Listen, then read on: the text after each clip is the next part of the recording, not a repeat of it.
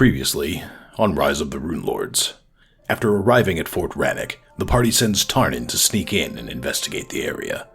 He finds the inside of the fort walls to be a grim sight. Bodies, broken objects, and an overall shockingly sinister scene sprawled over the sacked sanctuary, suggesting soldiers suddenly succumbed to significant sorrows, as seen by our silent, sneaky, and surprised half-elf scout. Deciding to lure any remaining ogres out and create an opening for the rest of the crew to make a surprise attack, Tarnin attempted to open the portcullis, succeeding in doing so slowly and noisily, with a final bit of help from Grelda. The plan worked, as a group of ogres left the main building and engaged our heroes in a quick and decisive battle outside the walls of the fort.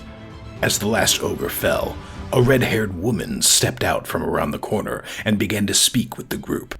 However, no quicker did the words leave her mouth than Tarnin sprang into action, and another battle ensued, the bottom half of the woman's body morphing into that of a serpent as she engaged the party. Ultimately recognizing her predicament, the creature attempted to teleport away from the battle, only to have a small gnome put a quick stop to that nonsense. However, shortly after the spell failed, she was able to vanish from the courtyard by another mysterious means, leaving our heroes standing alone amongst the ruins. Today, the adventure continues.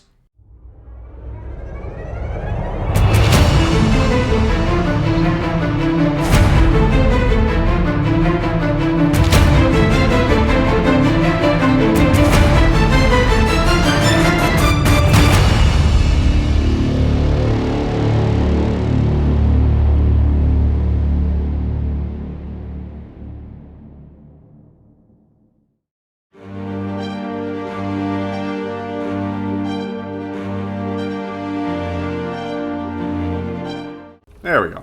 All right, so you pick up immediately from after she vanishes. She is gone. There is a T-Rex standing in an open space. Is that me at the bottom? Yes. Jackson is far south. All right, I would like to join the rest of the group. And who's in the moat? That was your spell book. Oh, okay. I would like to put my threw your book in the moat? spell book in. Yeah, his spell book was moving so that he could counterspell. Alright. Stop that. Start that. Alright. So, this is where we pick up. Oh. Nice. Grelda reaches out and like just touches the T-Rex a little. Like, what does the T-Rex feel like? The sky is raining my tears. It's very scaly skin. Very hard to the touch. I lost Lars again. Oh, I see him. Do you? I see him. What the frick? Yes. Hello? Hello. Hello? Do you I still not see see him. me? Yeah, and Apparently you're it just doesn't like me. I mean, Well, that makes I don't sense. like you. Well, that's a given. I want to see it. All right, so everybody is gathered in the courtyard. Some of us bleeding profusely. Wait, no, one of us bleeding profusely. Who was that? I'm pretty sure. Yeah, I was yeah. gonna say it was the one person I told not to die. Not that I was gonna be okay with other people dying, but I only gave one command. Brandon kind of walks up sheepishly, holding his guts in, and holding. Wait, it'd be kind of like this, yeah. Streaming blood through his torn and tattered leather armor. So, you guys ready to clear out the rest of the fort? I can cauterize that for you. Oh no, I can do that, but I just wanted to know if we're gonna rest for a minute or if we got them on the run and we're gonna push forward. Because the rest of you are good. Worked perfectly, my plan, yeah. Yeah, I planned on taking all the damage so that you guys could go forward. Besides, I'm probably the only one that can do this. And I cast heal on myself. I'm sorry, I don't have heal. I have... I'm sorry, I was going to ask what level spell heal myself was. It's actually level 4. Level 2 band-aid. I cast level 2 bandage. Level 2 cure wounds. Cure wounds at level 2. All right. Mark it off and let me know how... Or, yeah, actually, you can do it on your own sheet. Never mind. Oh, that sucks. 10 total. 10? All right. That should bring you up to 28. That's what I'm copying to. All right. And, I say, yeah, there's still... Sorry, there's still a T-Rex.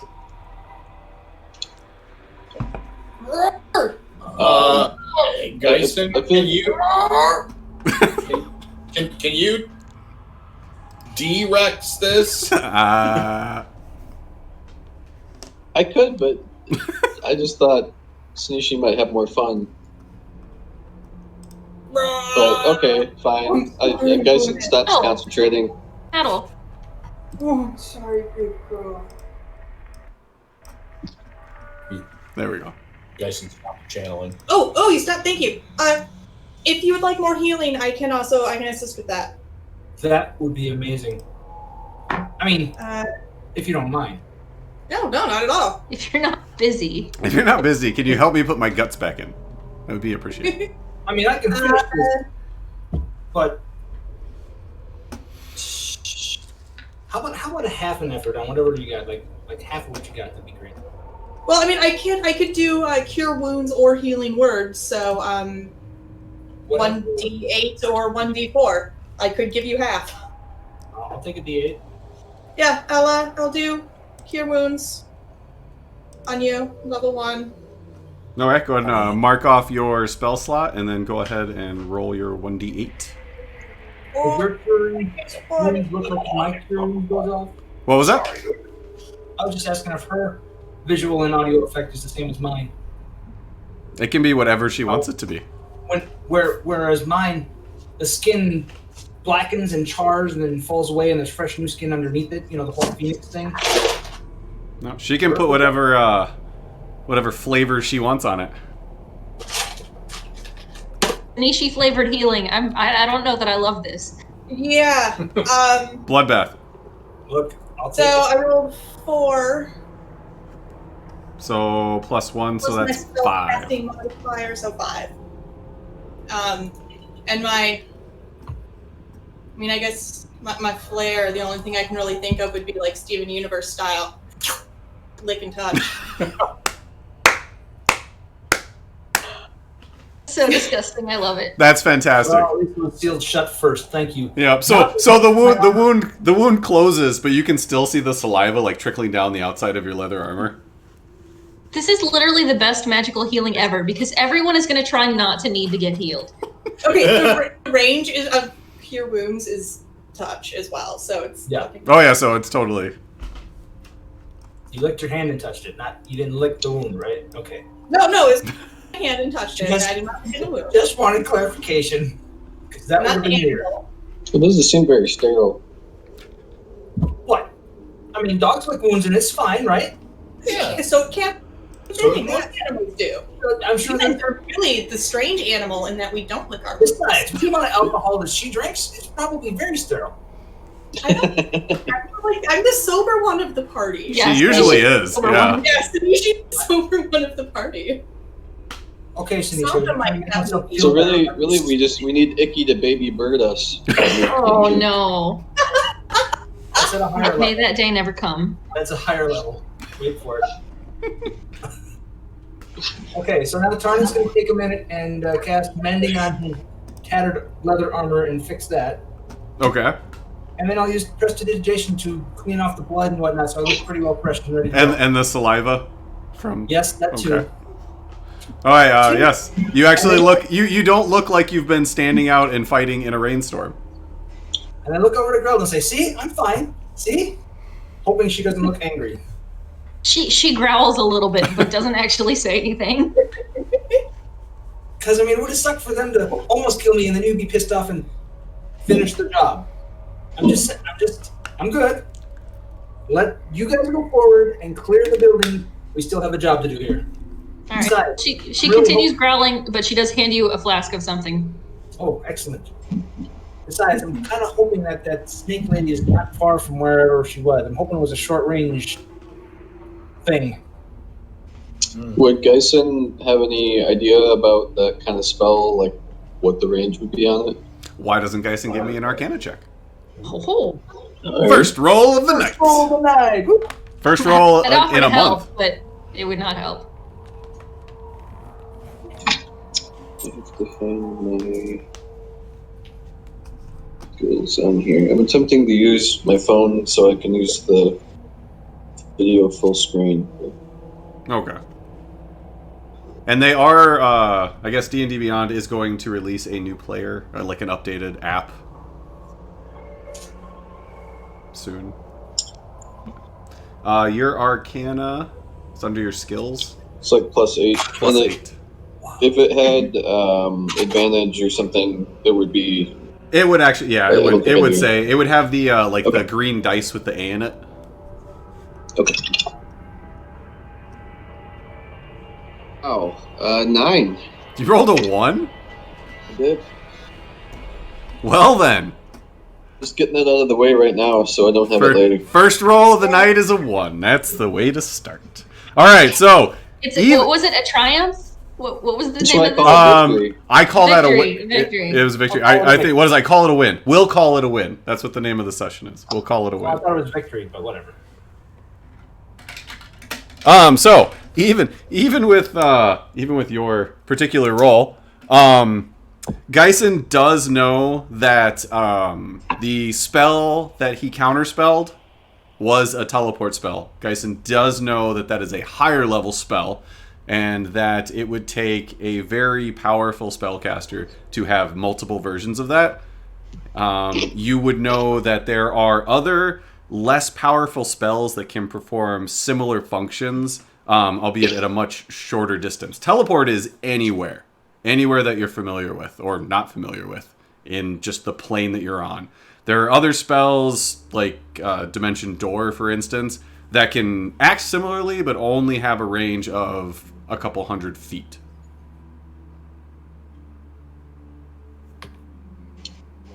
So I relay this that she could be anywhere. She's not necessarily in this area. All right. Well, is there any way, like Icky would like to kind of survey the ground? I guess it's probably going to be hard since it's raining, and seeing if there's any way he could get an idea of like how many ogres have been coming and going in this area. Give me a perception check. Let me grab it. Hold on. Can- Before you roll, can let me Rona grab a offer pen. to assist with this? Yes. Yeah, you can do it. You can do it with advantage. Okay,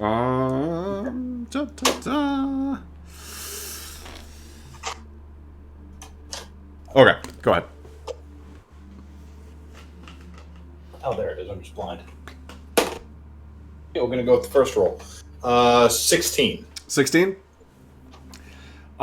It is difficult to put a number to it because it's raining, it's muddy. You did just go through a battle here, and you don't know exactly how long the ogres have been moving around. From what you are able to tell, more than 8, probably less than 24. But again, I mean, it's you know there's more than that, more than what you've killed so far, but there's not like 30, 40, 50. But it's really difficult to put an exact number on it because of all the factors that you're just not able to tell.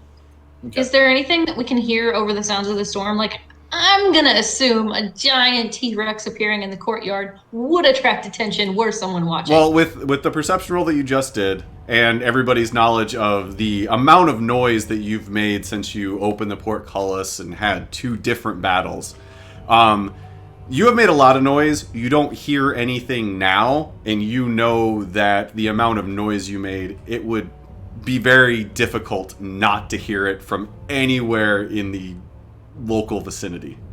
Like you're pretty sure that the fire pelt cougar that you put away heard everything that happened. All right, good enough.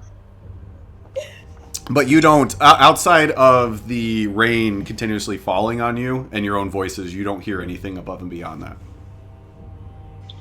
Is there anything valuable from anybody that we killed playing around? Give me an investigation check. Does anybody want to help with that? Sure. I kind of liked your thing, Sean, where like I don't know if someone's going to help with something, they have to at least be. They good have at to be it, so I'm- proficient in it. Yes. If yeah. you are so I'm going trying really to, hard not to offer on stuff I've got bad. yes. Oh. If you need to be proficient in something to offer a help action for it. That way, Grelda can't help with an Arcana check that she really knows absolutely nothing about. I Is think anybody- magic happened. Is anybody proficient in the investigation other than you? No. I don't think so. I could try to intimidate the room. Oh, no, just you. Do we still have Ollivander? Somewhere nearby? I don't think Ollivander died. I don't think he did. I don't think he did. He was not used in either of the last two combats since you put the Fire Cougar away. Yep. So 11. I am not going to use this die anymore tonight. Nice jail. All right. It's kind of the same things as the other ogres you fought. It's tattered clothes, crappy spears, a couple of really large clubs, but nothing of value on them. They do all have that same tattoo of the outline of a mountain range with a hook overlaid on top of it. Barkeep had, right? No, Or- just the ogres No. had. The barkeep Okay. had the Sahedron on the inside of his wrist.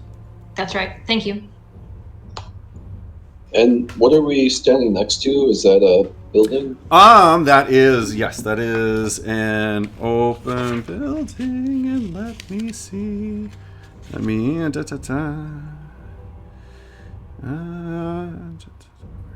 Large wooden building sits the eastern facade. The side facing you is open, revealing what once could have been a stable, but now shows only remains of a house of slaughter. Mangled corpses in different states of decay and composition hang on hooks on the walls like meat awaiting the butcher's block. The floor is littered with skulls and bones. That's pleasant. Nice decorating, yeah. Hey, Sean, I just want to make note that while these guys are searching around, Tarnin's already walking towards where you saw the ogres come out from. Okay. There is... Let me make sure I get the description right. That is a large stone keep. It's a 2-story stone tower. The doors on the front both lay at angles, partially connected, but laying wide open. I'm walking there. Okay. Grelda would follow as soon as she noticed, which will be a little bit farther than usual because she was helping with the previous perception checks. Is the keep the circular thing at the top there? Yes. That is like the main building of this fort, and you can tell, And like I said, there's another- there's a story on top of it, and then there's kind of like a little tower just on the top of that. But that is the main focal point of the entire fort. And there's another wall around that. Is there a gate or something? No, that's just part of the building. Okay. All right. So as Tarnin, as you approach the front, you can see, just looking inside, is a short hallway that kind of splits off into a T, and you can see dried blood smeared on the wall, a couple of torches hanging up. How high on the wall is the dried blood? This is just pure curiosity. It actually, in various spots, it goes all the way from what would be Grelda's waist height to the top. Because they're about they're 10, 12 foot ceilings.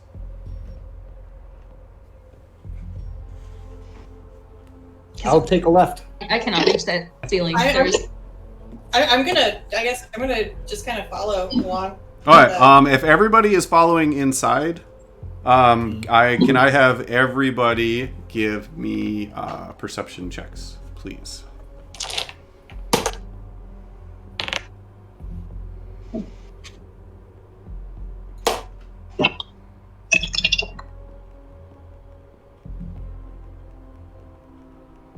All right.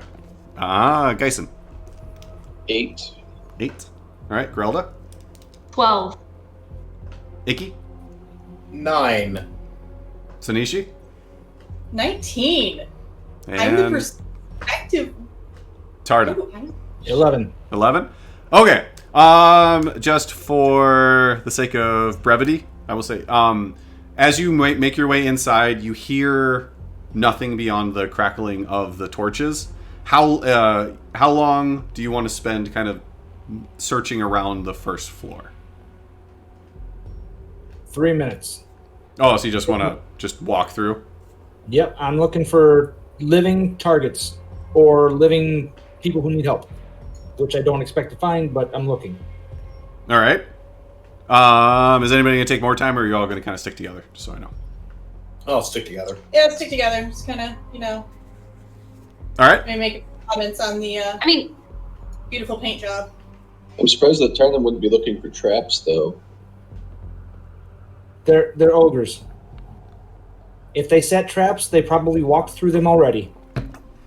Grelda's wondering what happened, so like she would be looking at things from the perspective of like what happened here. Mhm. But at that speed, probably only anything really obvious would show up.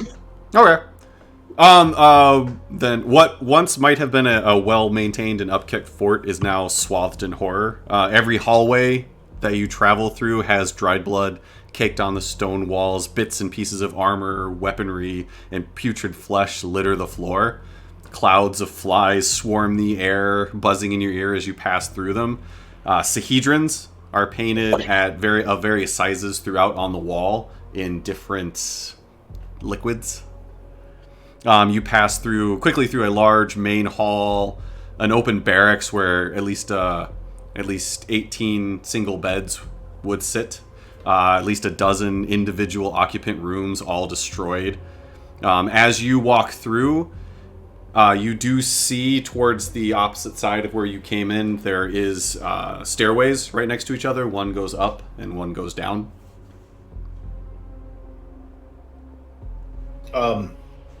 When we took a look inside the hut outside, did we get a rough count of bodies, or was it just there's some bodies in here? You saw different amounts of different bodies. You didn't take the time to try and piece together how many that might have been.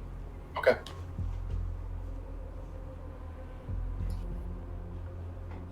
Does Tarnan remember what size and what the composition of this fort's garrison was? Trying to He remember. didn't ask specifically, but I thought Ironbriar had said. I believe Ironbriar mentioned that there was a few dozen. I don't know if he gave Okay. an exact number, That's fine. but it would be a few dozen. Let me see if I have it written down. I probably don't. So basically, just to give you an idea on what I'm looking for, or what he's looking for, is trying to see if, even if they're all dead, if they're accounted for. People aren't missing. People aren't, at least a large number of them. If it looks like they're all there and they're all dead, that's not okay. Because it isn't like after a battle where there's a bunch of like whole dead bodies. You have not yet seen a full intact person. You have only seen parts of people in various states of decay. So you would have to pull back your speed significantly to try and piece together one body. Maybe later. thing. Right now, Yeah. his whole purpose, maybe he's putting it off by his actions or whatnot. Is he's trying to clear the fort, make sure there's no one alive here, foe or friend. With as you've been moving through, again, you haven't heard anything on this floor that would give you an indication that you are not alone.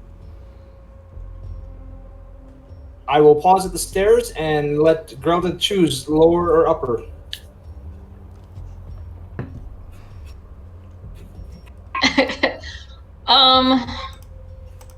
I don't know. Do I hear or smell anything? Like, does it seem like there is stale downstairs? Anything at all? I might use? Not that you could tell from where you are. Especially with the decay and the flies and just the heavy air that has just been hanging. You can tell there hasn't been a lot of movement in the air, so it just smells awful. Period. Wow. Even my random dice roll on D&D Beyond doesn't know what to do. I got a 48 out of 100. So we're going down.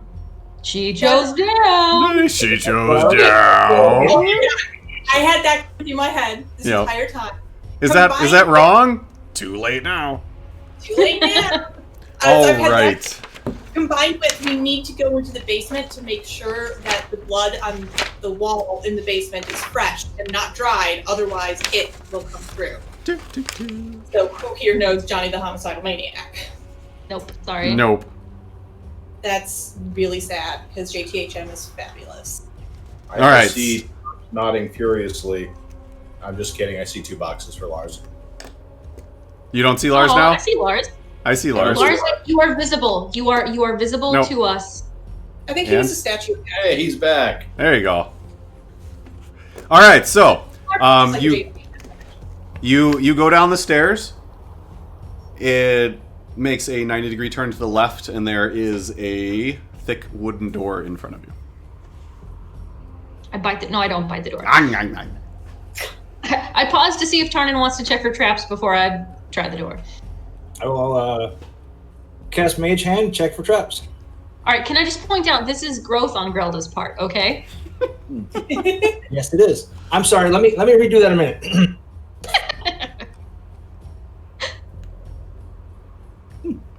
There. Now I check for traps. All right, give me an investigation check.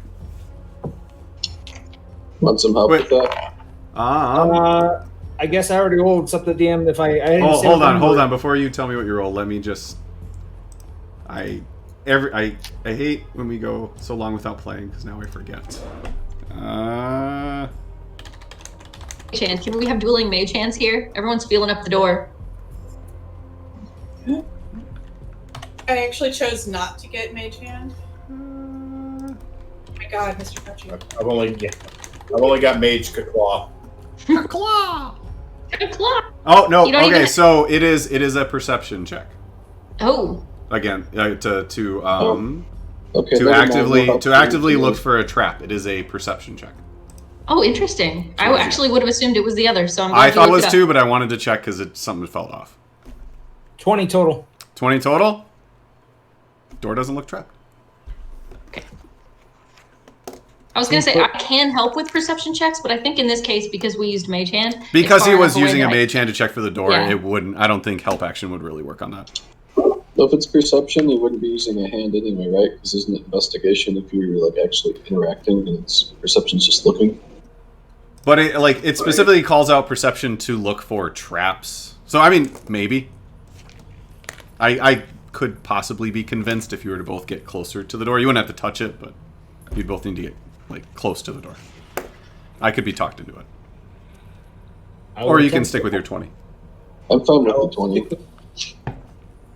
I'll stick with the 20. The one time we're going to do this, can we just keep the 20? All right, like I said, you don't notice any traps on the door. I'll attempt to open it with the Mage Hand. Okay. The knob turns. The door opens easily. You see a simple room that might have once been a jailer's den or perhaps even a torture chamber, but someone has gone through great pains to repurpose it. The air now smells of sweet exotic incense, and veils of multicolored silk drape from floor to ceiling throughout. Between the rustling of the veils, the glimpses of giant cushions are revealed. The floor is strewn with a luxuriant red throw rugs and sheets. Your gaze, as everybody kind of looks in the room, your gaze falls on a significant amount of still wet blood that is pooled in the middle of the room. Your eyes easily follow its trail as it seems to move throughout the room, first moving towards a set of dresser drawers that are still haphazardly open, the blood seeming to lessen as it moves throughout the room.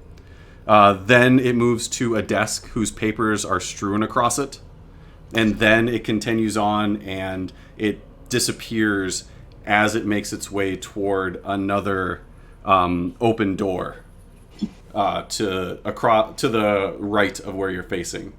There's a door that is about halfway open. Can you say the word again? I heard mount of blood. Oh, a significant amount of blood is pooled in the middle of the room.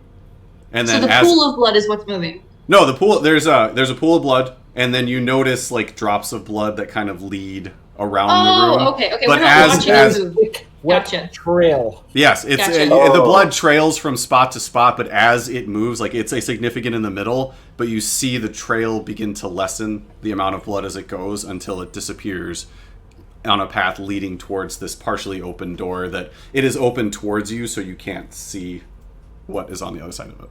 Okay. In my defense, Grella would be equally confused, but I just wanted to make sure we didn't see something do this movement. I was with you, Tammy. I was imagining the blood actually moving around and like, what the hell's going on with this?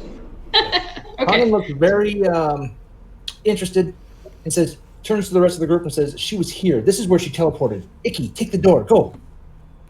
Oh, wow.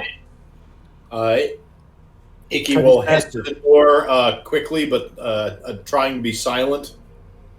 Okay. And get up to the, not just be like, ka-claw, ka-claw, ka-claw, ka-claw. Give me a stealth check at disadvantage because you're trying to move quickly. Okay.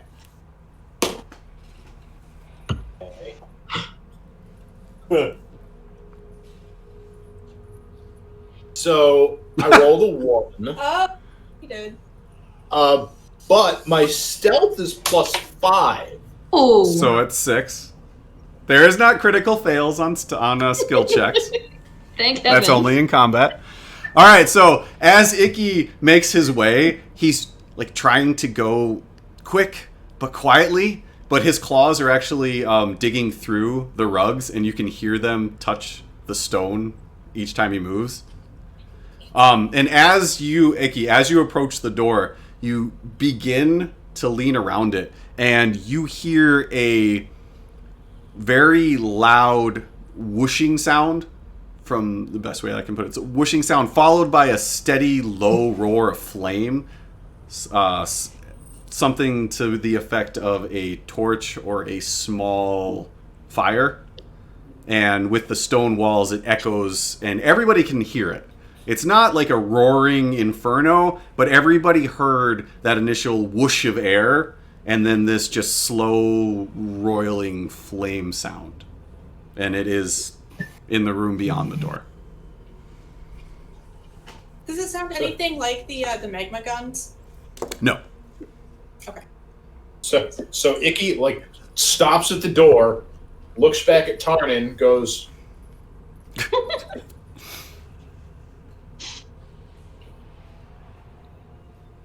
Fabulous space to imagine on a bird. yeah.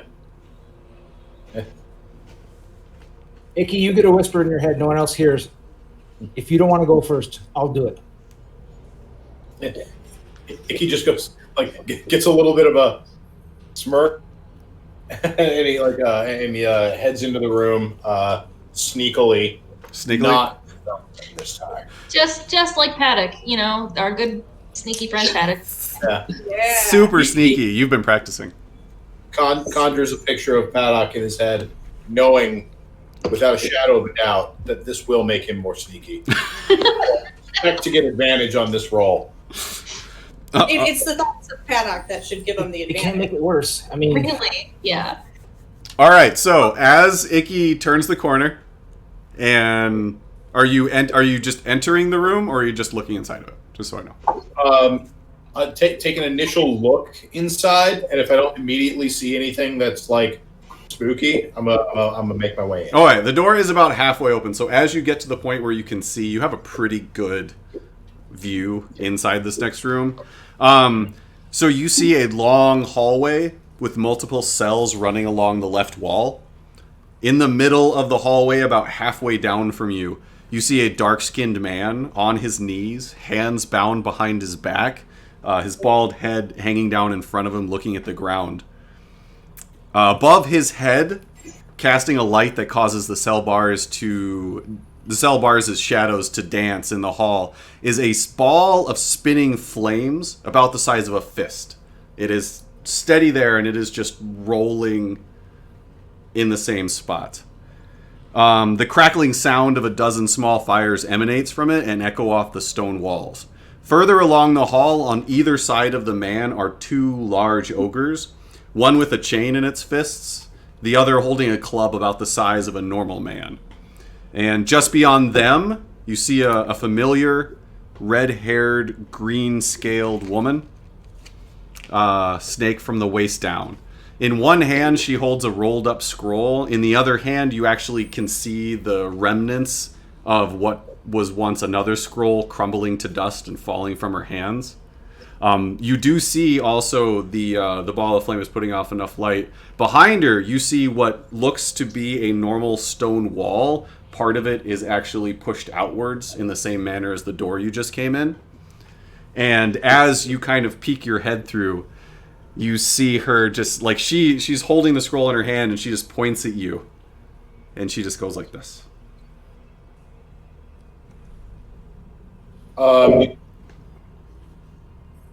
Yes, Bill? I was going to say, can I see this? But all I can really see is Icky and his reaction. If Icky is looking, because you see the outside of the door, and Icky is kind of going around it, so you can kind of see like the back half of Icky's body, so you can't even see his facial reactions. Oh, can't see his reaction. Okay. No. Can Icky? Is this a two-way talky thing that we've got going on, or was that just a message? Yeah, you can reply once. So I will reply and tell you what I see, and just say like come in. I'm gonna start moving forward. So I just like warily, slowly, without waiting, Icky is going to start going towards her, but keeping an eye specifically on the ogres to see if they make a move. Well, in that case, why don't you just hold on Roll a initiative. second. And You may be keeping a bird's eye view on the ogres. Oh, oh, oh. look at that. Racist. Sad, really. There you go. Can everybody Okay, see that? so, all right. I can see Yeah. that, but where? Let me. So I guess in that case, I'm going to I'll keep moving forward until I get to the guy with the flame over his head.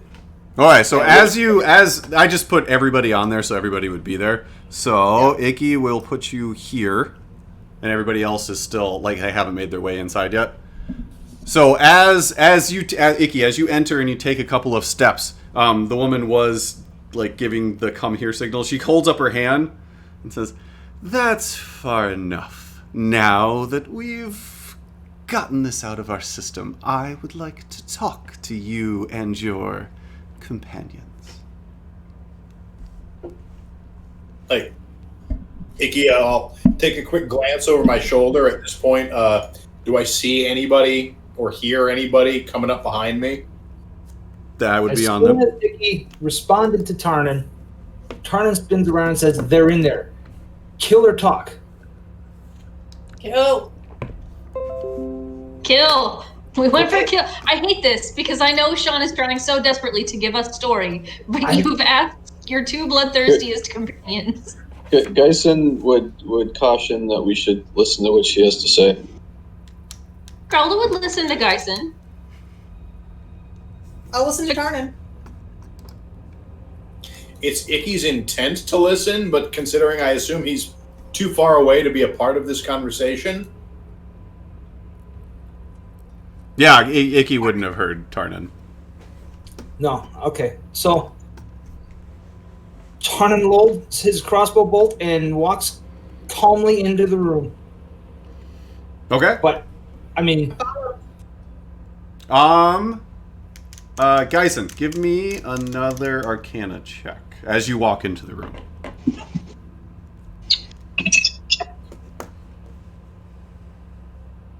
23. Oh, yes. Yes, Bill? jeez. I was gonna say, how much time does it take for everyone to walk into the room? If there's a point where Tarnan has enough time to send a message just to Geisen, let me know.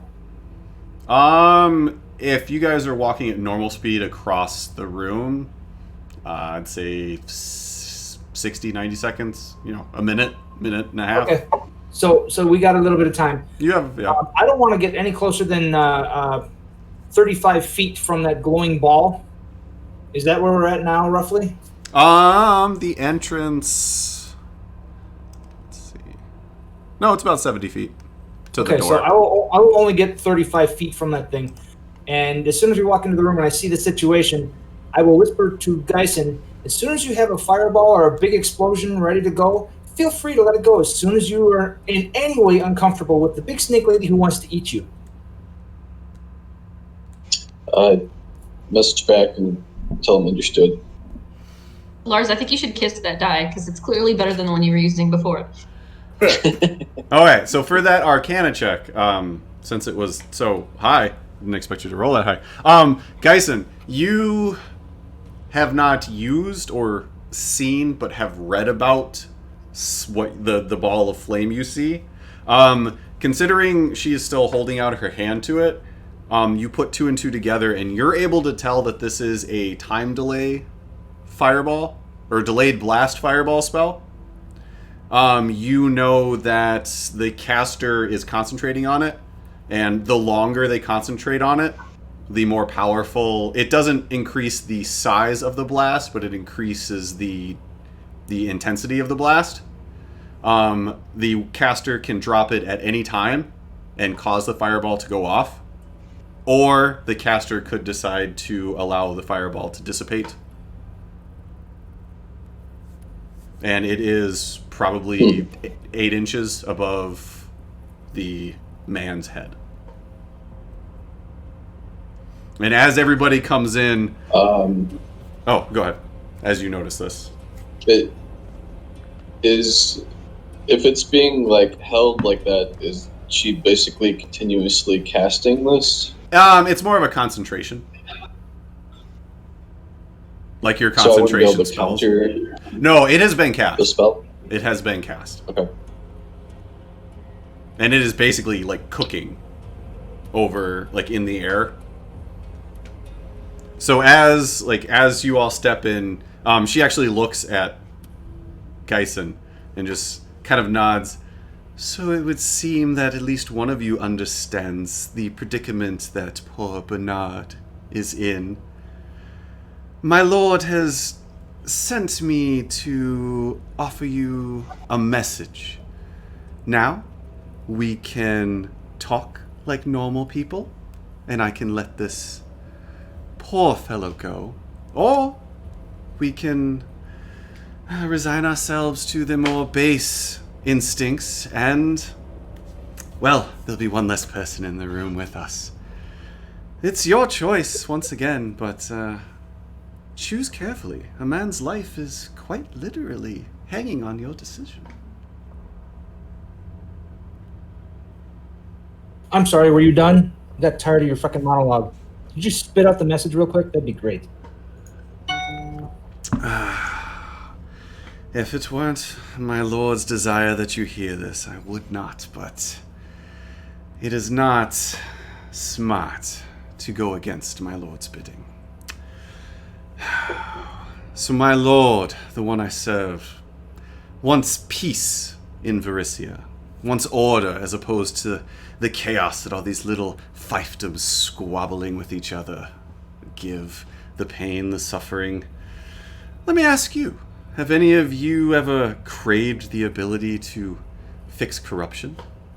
Desired to see the guilty punished instead of walking free? Giving the ability to grant justice to those wronged? Have you ever looked at the world around you and known that you knew how it should be? To make the world better, or even yourself, into the image that you want it to be? To protect those you love from death, from suffering, from pain? My Lord can give that to you, to each of you. He has followed your progress. I don't know why, but he has been impressed with what he has seen from you. In you, he seems to see people who can help with his vision. So, he bid me to give you all an offer. He will rise, and he will claim Varisia for his own. That is a foregone conclusion at this point. But once he does, he will split this land into 7 kingdoms. Each of you will be given dominion over one of them, as well as the power to rule and shape your kingdom as you see fit. None will challenge you in your kingdom. None will be able to stand against you and the vision you have for how things should be. And this is not the kind of generous offer that is extended twice. He asks for your answer. So basically he's saying, love me, let me rule you, and I will be your slave. The only cost is your allegiance to my lord. And 5 of the 7 kingdoms will be yours to do with as you see fit. Who is your lord? Not to laugh. Like, she doesn't want to ruin anything, but, like, the people nearest to her could probably tell that she's trying not to laugh. Besides, sweetie, life is pain. You take away pain, life is nothing. So this offer is offering us death. It's offering you the chance to give pain or freedom and happiness to who you will. My lord... Freedom and happiness without free will. Your free will. My lord Kurzar will not offer this twice. My lord will rise. Varisia will be his. Would you, I suppose I ask, would you rather be in the path of chaos or at its right hand? Think of the good that you could do. Think of the people's lives you could save. No more corruption, no more death, no more suffering. We would have 5/7 of Varisia. Yes. Who has the other 2? What happens to those inhabitants? The same as would happen to yours. They are given to rulers, and they will choose the paradise that their people live in. I have no desire to rule. That's bullshit. I have my own things that I'm doing. My lord does not give out that information to all. I am but a messenger.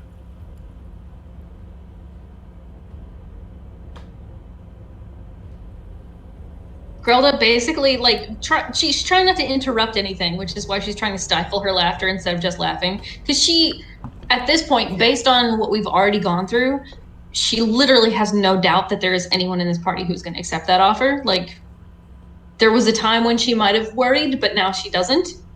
So she's just waiting for Tarnin to sort of give the leave. But, like, she's ready to go. Like, there's no...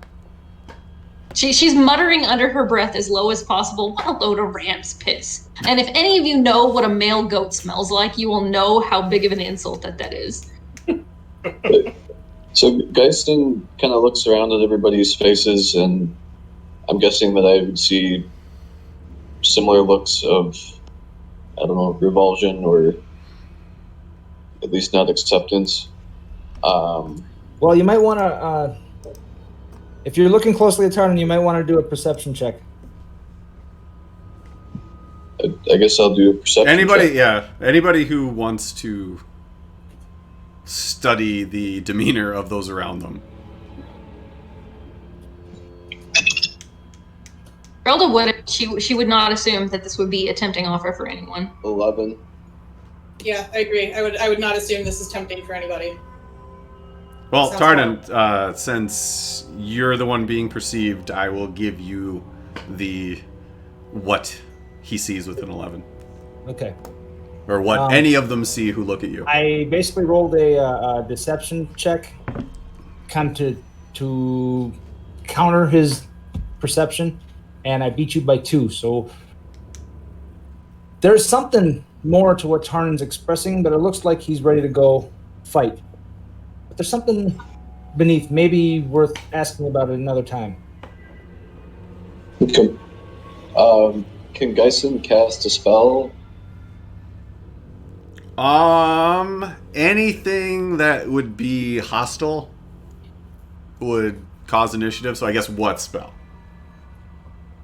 Resilient sphere. It's not hostile. It would be putting like a barrier around the dude with the fire over his head. Hold on. Let me take a peek at it.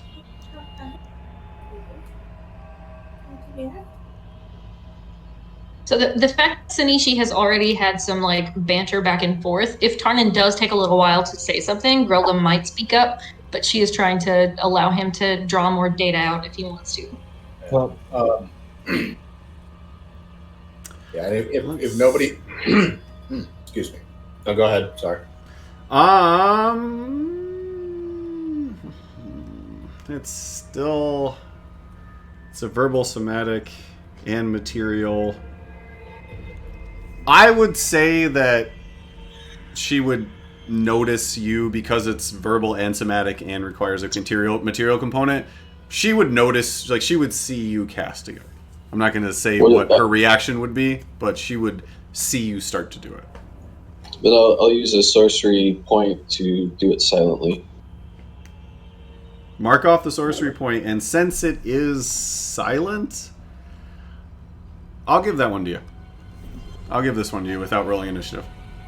A gift from the Dungeon Master. Enjoy it. You get the one.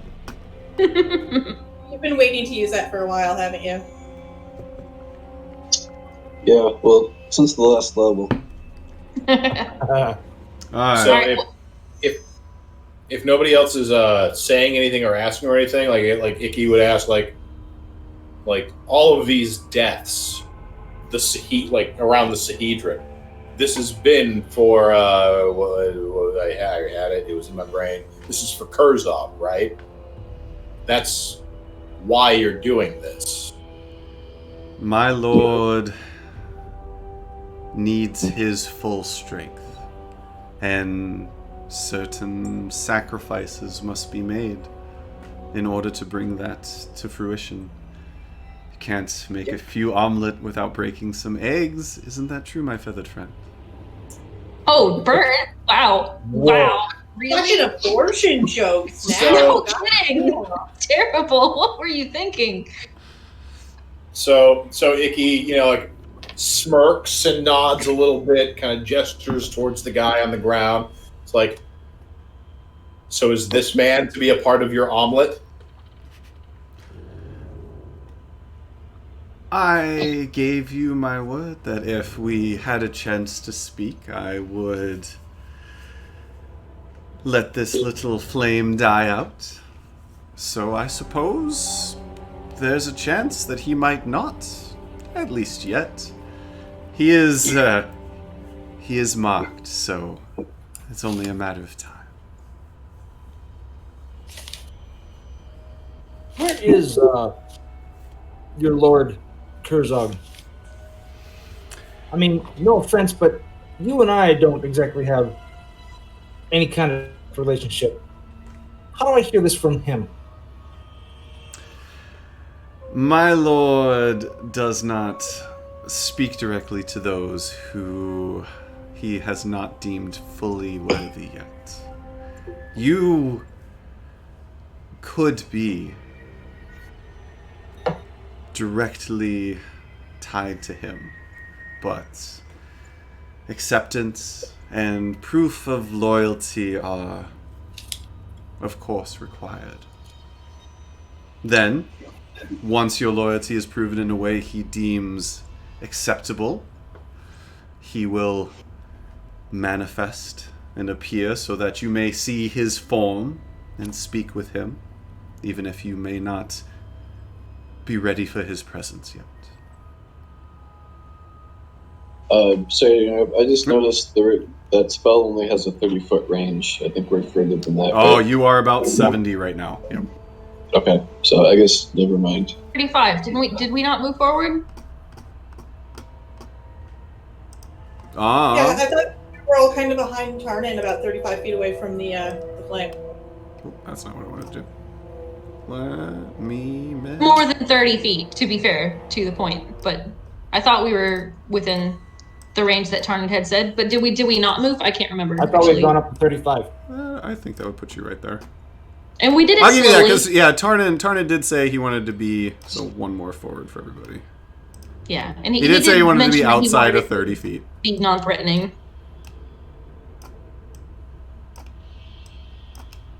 So I would say you all are 35 feet away from. Tell me, did Zanisha speak to him directly? What was that? Her sister, Zanisha? Oh, did he speak to? Okay, I'm sorry. I didn't know you were back. No worries. Back in character. All right. Oh, my bad. No. So tell me, did Zanisha speak to him in person? Zanisha and myself are not worthy to bask in his presence yet. I have seen my lord. I have spoken with my lord. I have been given gifts from my lord. And damn it, Sean, what's the name of the guy that I'm looking for? The Ascended? Or the Ascended is what the robed and masked gentleman is calling himself. And what about the Ascended? Can he talk to him directly? I am not the Ascended Keeper, I didn't suggest that you were. but I do know he is to be the 6th. I've had dealings with him in the past. Maybe if I talked to him, I could be swayed. Where would I find him? How do I just talk to him? The Ascended has been keeping his own tabs on you. If he wishes to speak with you, I'm sure he would make his presence known. He knows where we are? He has been the eyes and ears of my lord about your group's particular progress. And he's given us high marks, enough such that your lord is willing to give up 5/7 of all of Exandria. Give Alicia. up is not the proper term. You would still be beholden to my lord. You would still give your allegiance to him. You would, however, be able to rule over your kingdom as you see fit. As long as it matches what he wants. Oh no! My lord simply wants Varissia at peace. What if my peace stuff is different than his? Your version of paradise might differ from your version and yours, but your kingdom will be at a kind of peace. Yes. I'm sorry. Out of character, Sanishi's version of heaven would literally involve killing every goblin that came anywhere near her. There is 0 peace in Sanishi's kingdom. I was curious about the definition of peace. You know, semantics make a fucking difference. Yes, they do.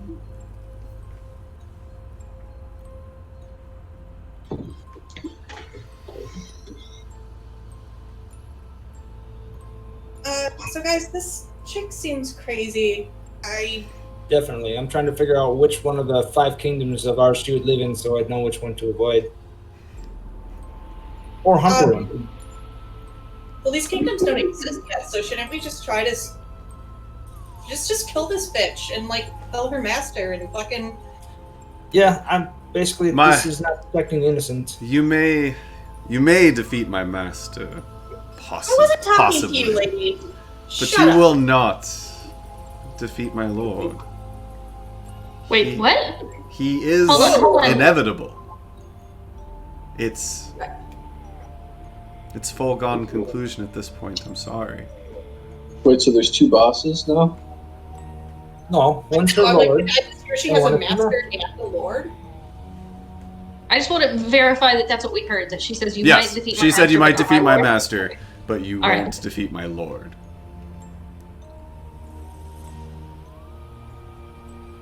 So, you're not even middle management. You're lower management. She's a lapdog. That's all we get sent. Lapdogs. Oh, please insult her. Please say that. Does that mean we would be your boss? Like, you'd have to listen to us.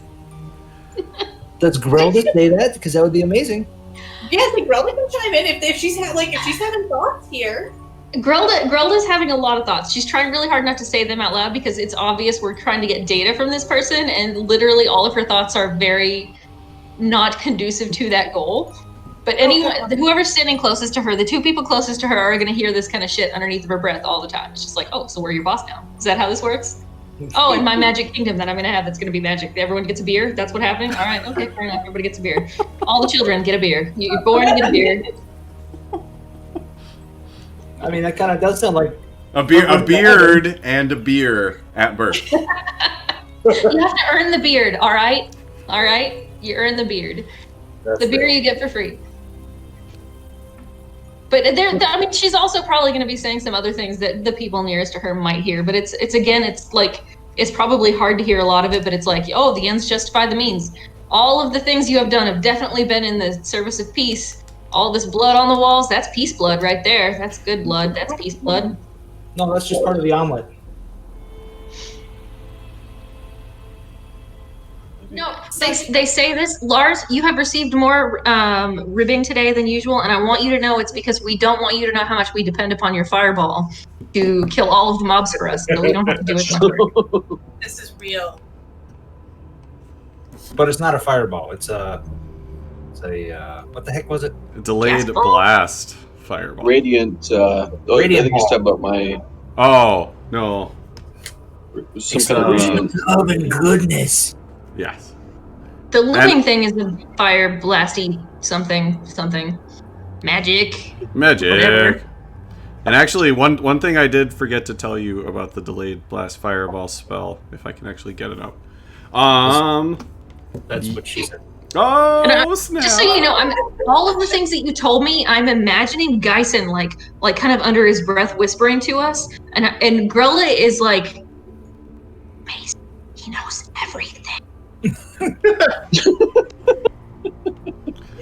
All right, so there we go. If the glowing bead is touched before the interval is expired, the creature touching it must make a dexterity saving throw. On a failed save, the spell ends immediately, causing the bead to erupt in flame. On a successful save, the creature can throw the bead up to 40 feet. And when it strikes a creature or solid object, the spell ends and the bead explodes. Oh. So there is a chance that you could grab it and throw it. Otherwise, you grab it and it explodes in your hand. Who's very dexterous? Icky? Are you dexterous? I was gonna say, like, if Icky knows this, he's doing it. Yeah, No, this would have all been thing. things that, and the spell's base damage is 12d6, and oh my word, Icky, do not touch the bead. At the end of your turn, so every 6-second round, if it has not detonated, the damage increases by 1d6. So it goes up by a d6 every 6 seconds. I can see you want to touch the bead, Icky. I see you wanting to touch the bead. I want to touch it so bad. Don't touch it. But We've already you talked also- for too long. This You is also probably like you would 32 d6s. Geisen would have told you that it can be dropped as a free action. It's not a bonus action or a reaction at a free action. So if you started running towards it, it could be dropped immediately. So I don't know how you'd be able to get to it and grab it without it being dropped, but it is Killed a a possibility. dragon. Killed I'm just saying, a I'm- motherfucking dragon. Motherfucking dragon. There's no reason Icky couldn't just rush at the ball, grab it, and whip it in between the ogres. I would. So, I'm sure. There's I no feel reason- certain there's at least one key point related to this. You can certainly try. I would. So This is the point. if you take damage, double your max hit points, you immediately die. Just so you know. Oh dear. Okay. But so back Just the interesting the factoid not related to our current situation. No, not at all. No, not at all. I don't know why I'd mention that. It just came into my head. How many d6? Oh. We're at about 100 right now. The base is 12, and it's 1 extra for every 6 seconds the fireball cooks. Could, So, could, it has could been Tarnan so Firebird like patron decide that Icky is worth saving, and we get like Necromancer Aarakocra monk. I mean, it's D&D. Anything is possible.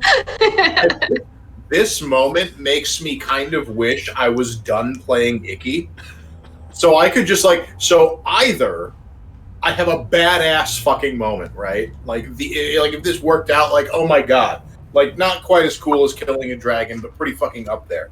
And if I lose, I get to re-roll a character, but I love Icky. I want Icky. Grelda would be so sad. Like Grelda would not be okay. It would. I think it would be hard on the whole team. Yep, the whole party would fall apart. It's all your fault, stupid. Yeah. Grelda's reaction to the loss of a blacksmith she quite liked was a little extreme. Yeah, come on. What if this is his cousin? Bicky? Yeah. Mickey, No, Mickey. I mean like the guy that we're saving is that guy's cousin. Please do not plant that idea in Grelda's head. It will take root and have very horrible fruit. All right, so we are going to pick up where we left off. We are back. All right, so the conversation is still happening. Geisen, you did not cast the spell because you're not close enough, right? Yep. Okay, just making sure I'm following. I have a DM question.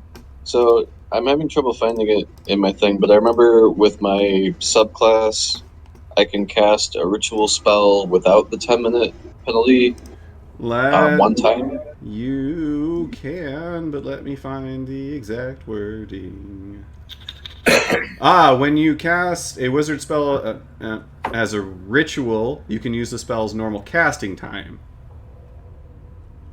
So, that's kind of the opposite of what you were saying. When you cast a spell as a ritual, which would normally take 10 minutes plus the spell's casting time. Yeah. You can cast it as normally. I'm trying to find something about the reverse.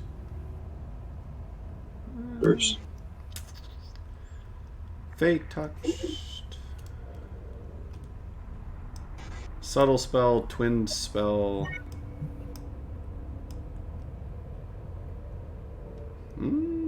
Holy fuck.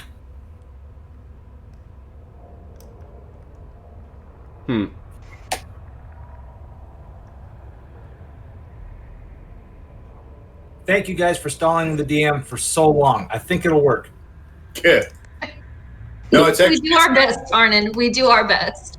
it gave me We enough can't depend time. upon you to ask about hiding in shadows of candlesticks for every single time we need a stall. All right, did anybody else lose Lars's video again? Nope, he's still here for me. Sorry, Lars. All There right, you go. Now starting you're back. again. Oh, wait, yeah, I can't find anything that allows you to cast that allows you to do what you were talking about. Just allows you to cast a spell as a ritual with its normal casting time.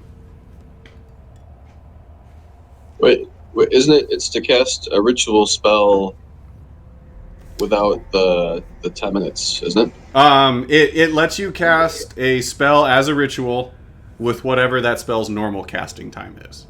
Because as a wizard, you can cast any spell as a ritual, and it doesn't use up a spell slot. But that takes 10 minutes to cast. But it's only ones that are marked as rituals, right? I know... I'm trying to think if it is a feature or not.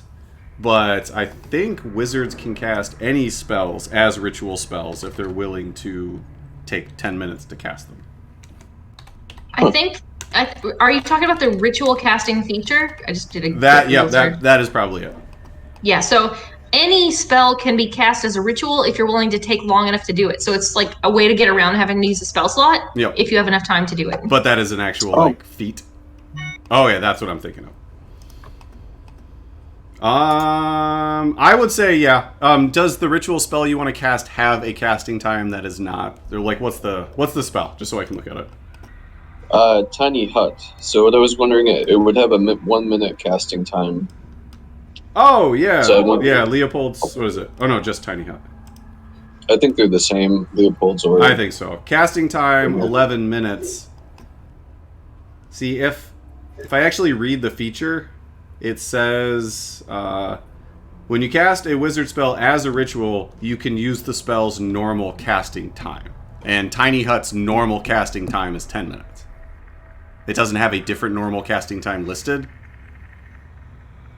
Okay. But there are spells that you can cast as that have the ability to cast them as rituals built into them. So you would be able to cast it at that spell's normal casting time without using a spell slot. But Leopold's Tiny Hut's normal casting time is that 10 minutes. So I would say that wouldn't work. Okay. And all right.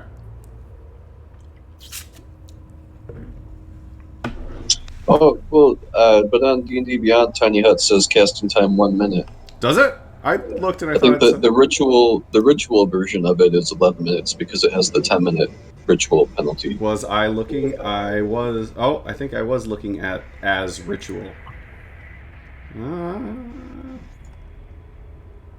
Where is...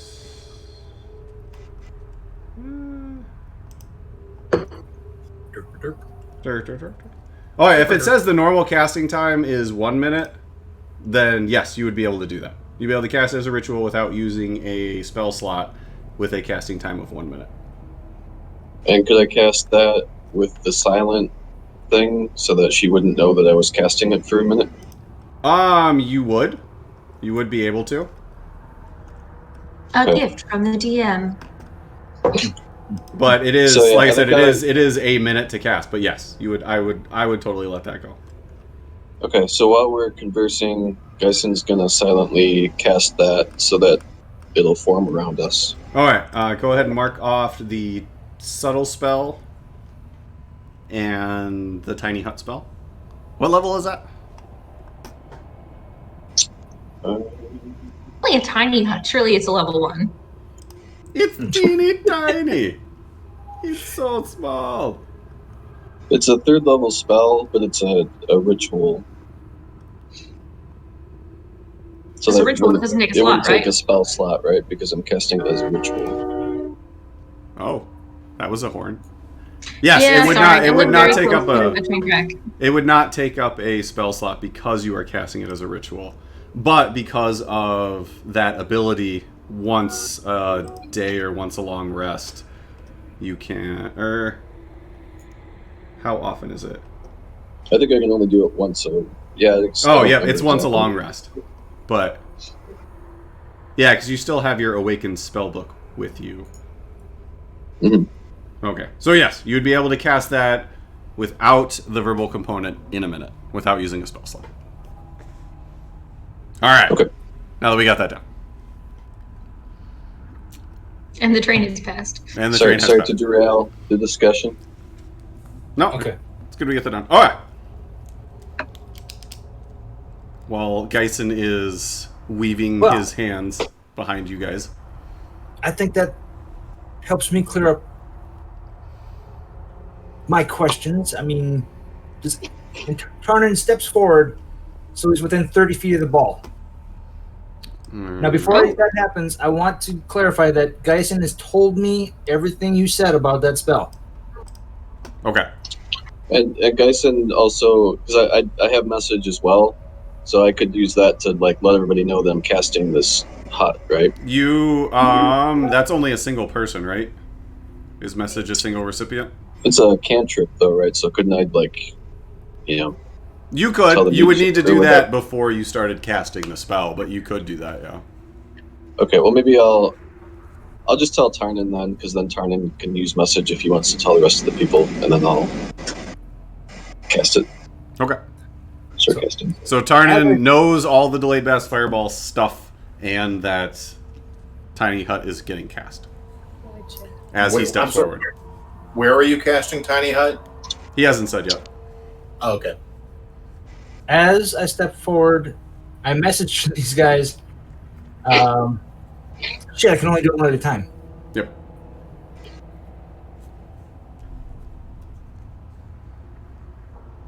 I message Geisen back. I'm about to do something stupid. Wish me luck. It is so good you did not say that to Grelda, just so you know.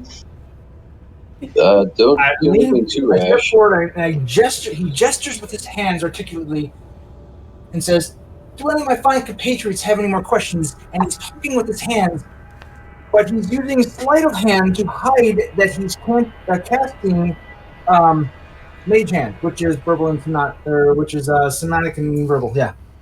However, Mage Hand for rogue like mine, it's invisible. Okay, you can. I would give you the sleight of hand check on the hand part, but if it's verbal, you would be like verbal as you were doing that. You wouldn't be able to talk as you were doing that. You would be casting the spell.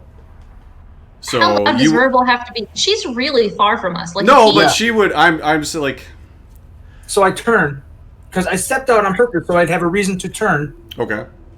All right. Give me the sleight of hand for the hand check, and if you're not facing her, we'll let the verbal part go. And let me. Okay. You roll a sleight of hand. I will roll a perception. Okay. And they will. If I have half proficiency, can I? You would not be able to help on this because you can't really. He hasn't told you what he's doing, and so you wouldn't be able to help him hide it. I'd be able to step up and stand in the way. Totally. Well, he hasn't. You have no idea what he's doing. Noise, you don't know what Tarnin is up to. Yeah, that's true. Hell, at this moment, Tarnin's not even sure what he's up to. It's gonna be amazing. It's gonna be amazing. Okay, all right. Perception is wisdom. This is so deep of you. All right. I think that's why he thanked everybody for the break and the delay long enough for him to come up with this idea. Yeah. All right, so I rolled her perception. What was your sleight of hand? I rolled a 13, but I have a plus 11. Oh, what? Wait, what? Jesus fuck! Why haven't we? How do you have 11? That's why it's always been. I have a sleight of hand plus 11, and I've been rolling 12s and 13s. Think about that for a minute.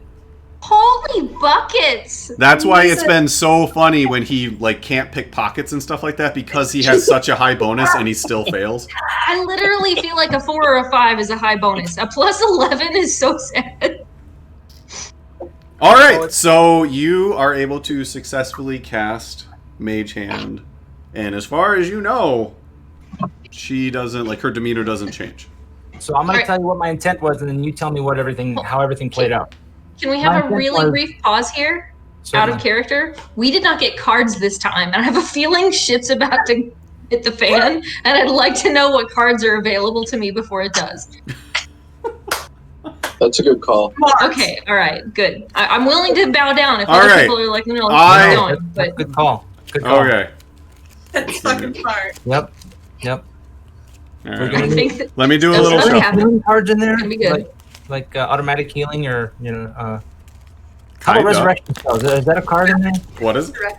you get a free short rest, anything. There is one that allows your character to come back. What is it? Dramatic exit allows your character to come back at some point. It. We've literally never seen it. No, you guys have seen it. You've just always discarded it. Yep, I had it and I held on to it until COVID hit and we had to separate. Yep. All right. So I don't know if somebody wants to write these down. I'm gonna start holding them up in front of the camera, one at a time. Oh my gosh. Hold on. Not it. Hold on. Let me make you big. I'm huge. You are so I'm huge. huge. All All right. or nothing. All or nothing. Use in place of a D20. Treat an even as a 20 and an odd as a 1. Okay, got it. Next, second wind. You and your allies immediately get the benefits of a short rest. Even in the middle of battle? Immediately.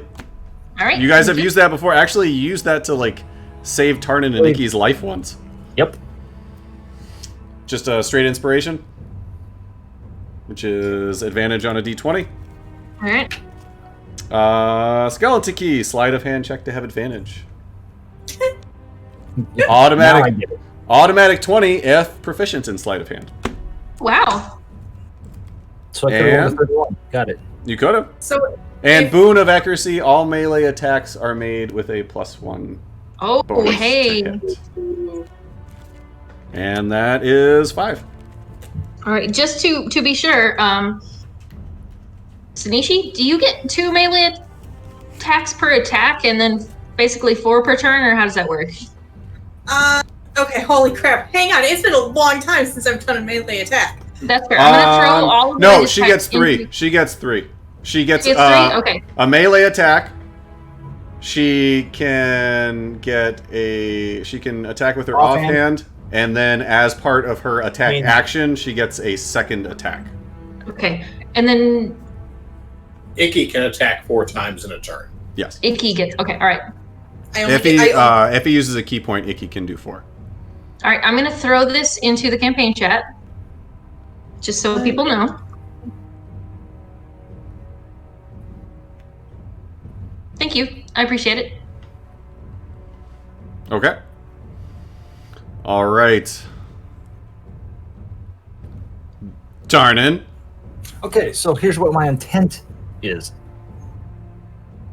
He steps forward, gestures grandiosely, distracts, casts a spell, and with his mage hand at 30 feet, his invisible mage hand, he grasps a little marble and flings it at her. And then he steps back and probably does something like... All right. So, seeing the spell, glowing bead is touched. Creature touching it must make a dexterity saving throw. So, Tarnin, first. Yep. So, are you still... Let me just make sure I'm picturing everything correctly. You turning away when you cast it. Are you still turned away when it grabs it and throws it? Absolutely not. Okay. Give me a... Okay, let me check her... But just while Sean's looking this up, can we all just round of applause? Because this is brilliant. It's a really smart plan. Smart plan. Well done. Okay, Tarnin. Delayed him. Give me a dexterity saving throw. It's dex plus 8 is 21. 21? All right, then where are you throwing it? Right at her. Give me... Let me see the distance. Yeah, I don't know how far I can throw it. If you're aiming at her, give me a... Not really a range. Give me, I would say, I'm gonna say a ranged melee attack. Because you're throwing it. Give me a... Okay, so we're gonna do an unarmed strike. Because you're throwing an object. Oh, shit. I don't suppose you have anything about, like, having weird... But when you're throwing something, I believe that adds your dexterity to it as opposed to your strength. Which makes sense. Thrown objects. All right, let me just check. House rules. Let me just check the rules for throwing things. Throwing random objects. How have we not come to the point where we already know the rules for throwing things? You guys, nobody has thrown like random objects yet. No, yeah, absolutely, we have not. I've seen people who've made characters all about throwing random objects, and apparently there's something you can get that makes that better.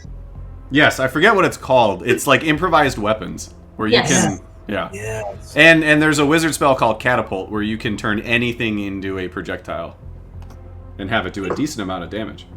Including a dwarf?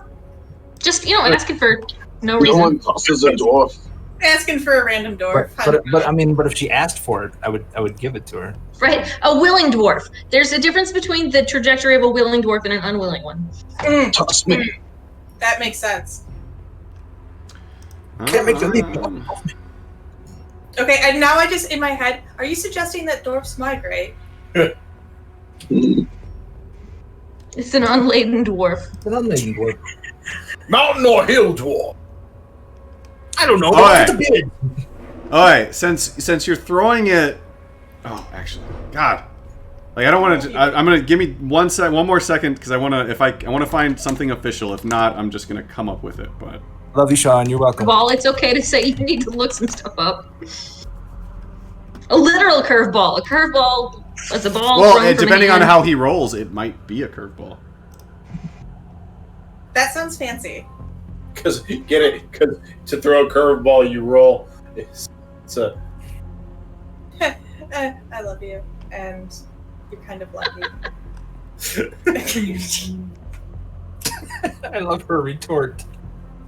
Yeah. Yeah. That was good. While he looks this up to give him a little more time, because I'm trying to be gentle to both sides of this equation. Did you watch the video I sent you, Nate? I have not had a chance. No. Okay. All right. Because it went out while I was out at Carbon 4 with families. Sure. I did not have I had an opportunity to see that it had been sent, but not to actually watch it. Okay. So There's an extremely dapper man on roller skates, skating fancily and very dancily on a road to a very fun song. So it makes me think of you when I see that stuff. Well, excellent. I can't wait to see it. That sounds quite up my alley. Yes, indeed. Okay, we're definitely kind of stepping outside the bounds. It specifically says the mage hand can't attack, and this is an attack, but it's throwing the object, so we're going to let it slide. However, since it is the mage hand throwing it and not you, we are just going to stick with the unarmed attack roll. And we will just consider that. And it is 60 feet from that to her, so it is going to be an unarmed attack at disadvantage. But the spell does say wherever the bead strikes, it ignites. So It's a good thing that I didn't just flick it, I guess. I mean, So I will say it's a disadvantage, so you really shouldn't roll a 1. But Because it is an attack. It has a radius, so you're probably going to hurt somebody we don't like. Unless he rolls a 1 and he throws it backwards. Can you use that advantage card? You guys can use whatever cards you want. Yes, he could. Can you I mean, you cancel disadvantage? just cursed me, John. Don't roll a 1. It's going to come up with 2 1s. Anyone taking any bets here? Well, no. To- There's use a good point the- with cards.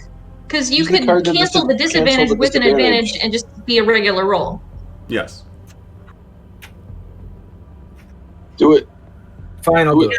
All right. Come on, do it. So we're going to use the inspiration, so it's just a straight attack roll. So help me if this is a 1. It's been a nice campaign, guys. If I have to do a circus act again, I will. I'm just saying, I'm willing.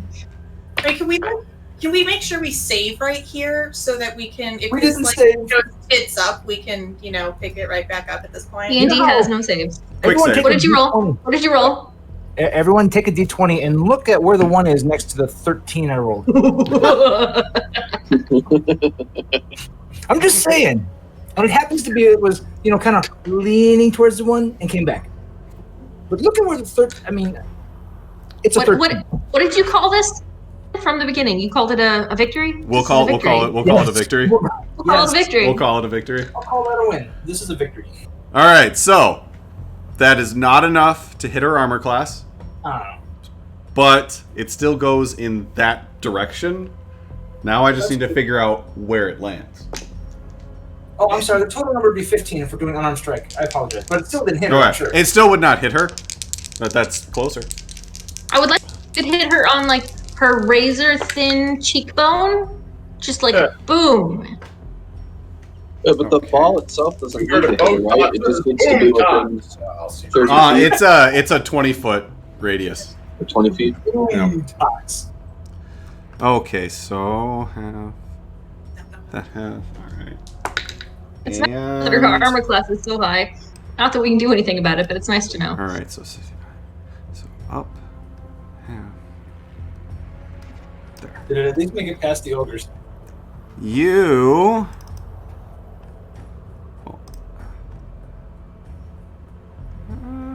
We The should question is, do we Where is have it? ogres Where on is it? flambe now, or do we have ogres? And also, kind of, are ogres dumb enough to go towards the source of their pain? Oof. Or will they think that we did it? We don't know this yet. Alright, so that is where it landed. Up there. As it lands, Tarnan looks at his group and says, "Yep, that was dumb." Alright. What? So I missed. I just rolled percentile dice to I split up the field and which direction and how far. So as Tarnan does this flourish, turns around, and actually, okay, so we'll do this first. All right, so the bee just suddenly moves because the spectral hand's invisible. So it just it moves up and then just starts flying. And as soon as it does, you see her eyes just go wide and her mouth drops. And you see her hand flick. And as everything's kind of moving in slow-mo, you can see more surprise on her face when her hand flicks and nothing happens. And it flies and it actually hits directly one of the cell bars right next to the ogre and just explodes. And God. I mean, you guys were talking for at least a few minutes, so this is probably in the 30 to 40 D6 range at this point. So it explodes, and just a mass of fire comes out, and as the fire dissipates, there is literally nothing. The ogre just isn't there anymore. It just. Is he gonna be okay? He might make it.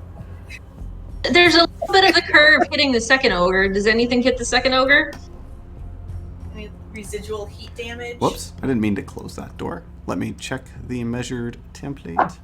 Also, I was no. to say, Grelda understands none of the finesse of what just happened here. She literally thinks magic is magic, and it can do anything without, fireballs are the best thing in the world as far as she is concerned at this point. It's because you haven't experienced one firsthand. I didn't ask how big the room was. I said I cast fire. So as the flames shoot out and then begin to dissipate, and you see that the ogre is just simply no longer there. Gyson's tiny hut springs up wherever he was casting it to spring up. I don't remember the size of it again. Let's see. Guys, at the bottom, he's the far south. 10-foot radius. Okay. Is it actually a hut? What is it? What does this mean? It's like a dome. So yeah, it's like a dome that protects everybody that's in it. Nothing can get in. Okay, but it's an actual house. They can walk. We can walk through the walls if we're affected by it. You can walk through the walls, but nothing else can get in. Okay. Except you can get out. Alright. So my intention was to have it around us. Or at least as much as that's possible. I was just getting the measurement out. Yeah, because it's on self actually, so it's just on you. Oh, okay. Ooh. But so that's where it is. But it does say, let me see. There's part of me that wants an entire hobbit hut to just have appeared with a little bubbling fireplace and a pot of soup. Well, it says that the atmosphere inside the space is comfortable and dry regardless of the weather outside. Oh, the dome is someone open. use this to allow them to travel underwater at one point? No, because it's flat and open on the bottom. So Oh, interesting. Okay. Yeah, so it's like the Gyson would have known and been more prepared about this than I was. Can he have moved towards the center of the group as he was casting it? I'll let you do that. There? A gift from the DM. She might have looked at that as a sign of aggression, potentially. But it is that can you let people in and out, or is it just? I think it's just who's in it when it starts. All creatures and objects are barred from passing through it. Period. Ooh. We can't get out? So it is All perfect. other creatures and objects. All others, yes. Oh, okay. Creatures and objects within the dome can move through it freely. So yeah, only those of us in the dome when it starts would be able to use Which its would protection. be Gyson, Grelda, and Icky. So the three of you are inside of the dome. I just as a, I did tell Tarnan that this was happening. Would Tarnan have taken any action? I would say with what Tarnan was doing and where he had to be to do it, and the timing Just of the it timing all, of it. yeah, Okay. I don't think he would have had time. And Okay. as this happens, everybody roll initiative. Holy crap, we're gonna have a fight? But what? I would consider that an act of aggression. Well, I mean, I didn't touch it. I know, right? I It haven't kind of done went off on its own. I think maybe She's they put up think the front. something's up. I think they have a clue. Damn it. I would buy that the other ogre was like, what just happened? But I think maybe she would know it. If I don't have a clue, I don't see why they should have a clue. Aw. Or was kind of in the Died arc before. of that circle you drawn, Sean. Just saying. What was that? The second ogre was kind of in the arc of the circle of the fire. It was, but it didn't hit the calculation. No, whatever. What? Whatever. Yeah, sure. That ogre just got a bit of a tan. Ow! Hot. Fire. Bad. All right. Icky. 6. 6. All right. Hold on a second. Because the one time I didn't write this down, my browser closed on me and I lost it all. I'm writing it down. All right. So 6. Geisen. 10. Grelda. 15. And I did have advantage on that, unfortunately. Sanishi. 11.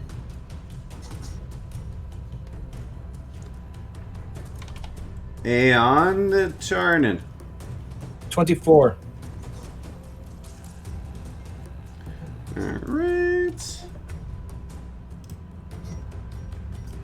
Then Lucretia and Ogre. Wow. Alright, Tarnan, you're up first. Okay. I do not move this round. Foregoing my move, I use careful aim, which adds oh crap, what was it, +5? Hold on 1 second, I gotta find it again. Apologies. That's fine, I gotta measure something. Yeah, okay. It's steady aim. So that's my bonus action. Okay. Gives me advantage.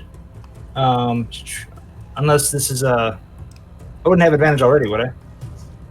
I don't see a reason you'd have advantage on anybody, no. Okay, so I use steady aim to use my bonus action, which gives me advantage. And my speed is now reduced to 0 for this turn. My turn. Okay. Da-da-da-da-da.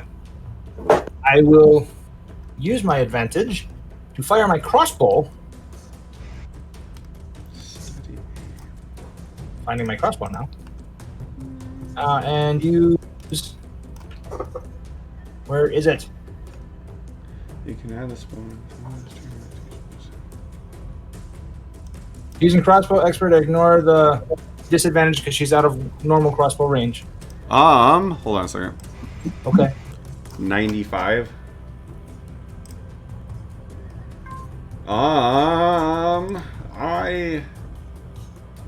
The hand crossbow, it's 30 and 120. Okay, yeah. No, I'm sorry. I thought you might have been outside the possible range, but nope. Okay, so crossbow expert takes away the disadvantage, but I still got advantage. Using sharpshooter, I take a -5 penalty to hit to add +10 to damage. Now I'm ready to roll. Okay. If you are. Yes. I'll take the 16 out of that. So 16 plus, where the heck is it? 16 plus attack. 16 plus 9 is 25? Yeah. So what did you roll? I'm sorry. Like your I actual rolled, roll? I have a +9 with crossbow. You rolled a what? I'm sorry, you cut out for a second. I rolled a 16. I have a +9 with crossbow, so my calculation says that's 25 to hit. -5 for the Minus sharpshooter? 5 would be 20. 20? Okay. I just want to make sure. So I thought you said like 26. No problem. All right. Yes, that does hit. I don't get sneak attack, right? Oh, I do, because it was advantage. Yep. You would Okay, get it. so 1d6 plus 2d6. Actually, wait. So, let me mark this down. As your crossbow bolt shoots across the distance, you see her hand flick up, and a shimmering shield encompasses her, and your crossbow bolt strikes it and bounces off. She casts Shield as her reaction. Okay. It raises her AC by 5, which puts it over the 20. Very good. And that was a first level spell? Yes. Yes. No, I'm sorry, mine. Shield is a first level spell. I'm marking down her spell slots. Oh, right. I actually had to go through today. I might or might not have done it while I was at work and marked off all the spells that we used the last time we fought, so I could keep track. Well, having already incinerated my bonus action, that's it for me. Alright, then it is Lucretia's turn. And she is... It is a bonus action.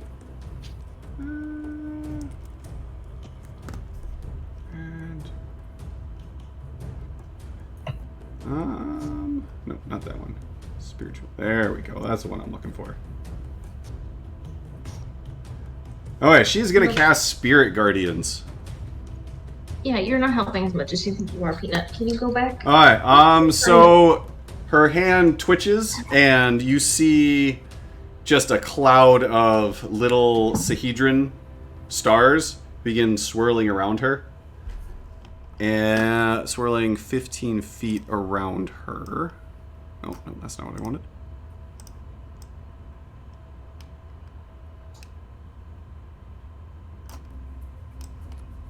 Move that on top of her.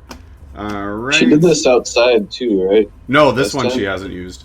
She used Spiritual Weapon before. This one... when she casts a spell, she can designate any number of creatures to be unaffected by it. An affected creature's speed is halved when they entered the area. The first time they enter the area or start their turn there, they must make a Wisdom saving throw. On a failed save, they take 3d8 necrotic damage. And it is concentration up to 10 minutes. So it is literally just like a cloud of Sahedrons that are swirling around her. And that will be her turn. Then, being oh so smart, how far can those guys move? The ogre with the chain is going to move. Oh.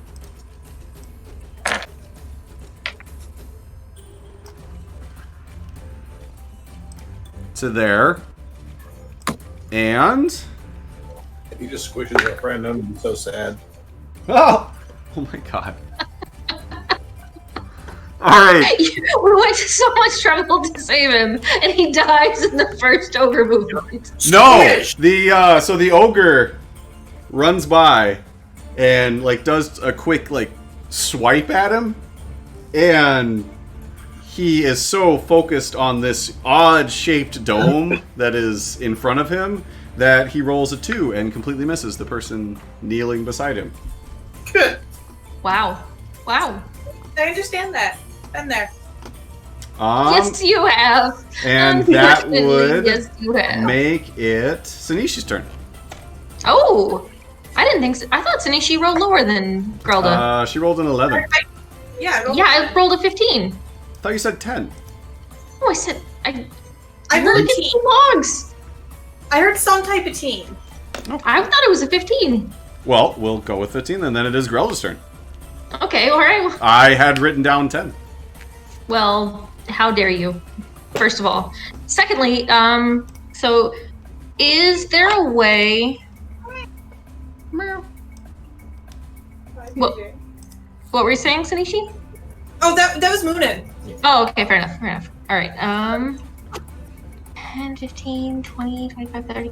I would like to get around the north side of the ogre and be within 5 feet of our potentially nice person who was under threat. Let's hope he is, because we're not going to attack him.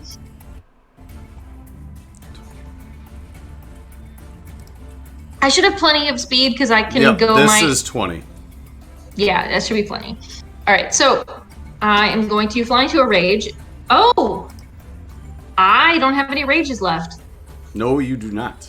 I do not have any rages left. And I don't get any back on a short rest, so using the immediate short rest does not help us. So that means I can't attack recklessly. Right? I'm just checking real quick. Do you have to be... I think I have to be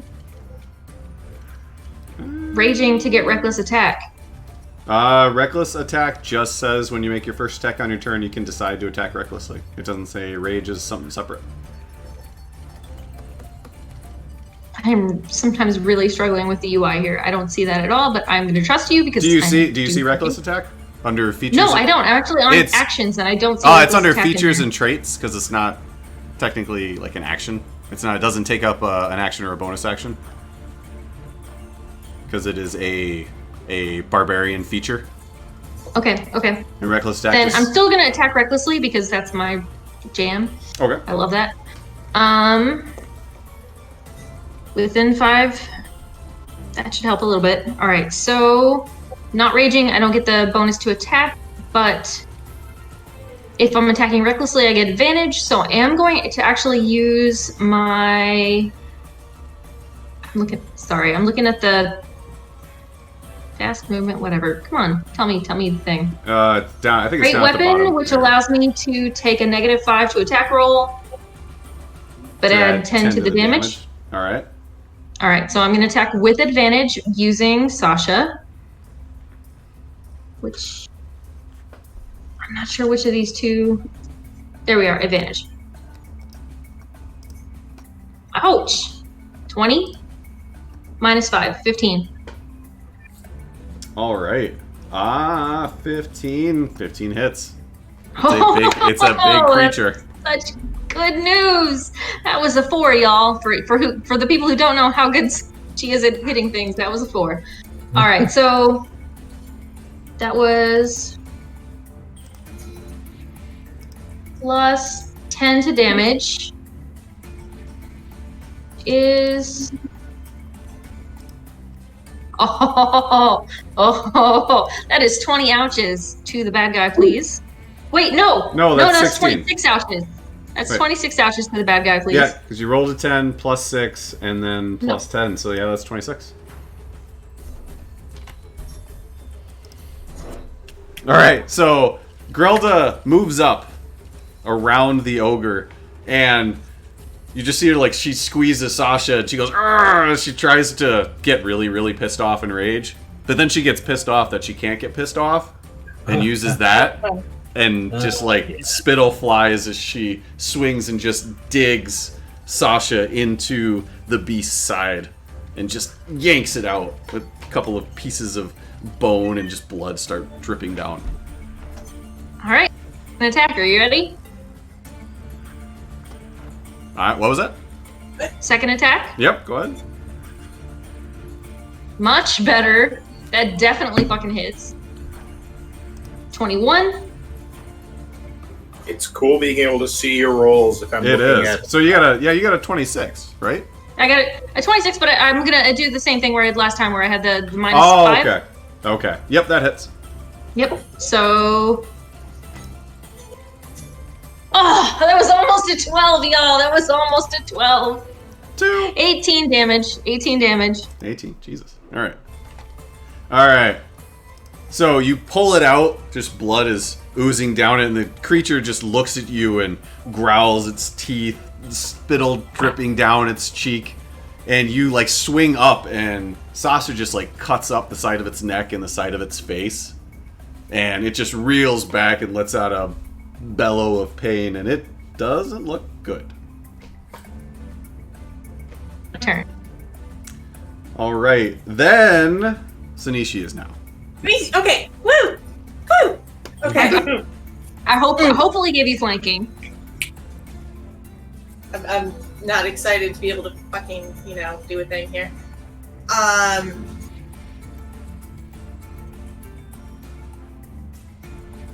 Shit.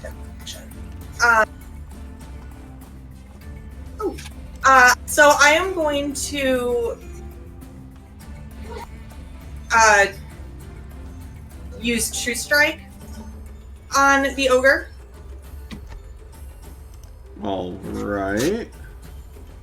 So my next turn, I get advantage. Oh no, I'm actually fuck that. I'm gonna do it on the bitch.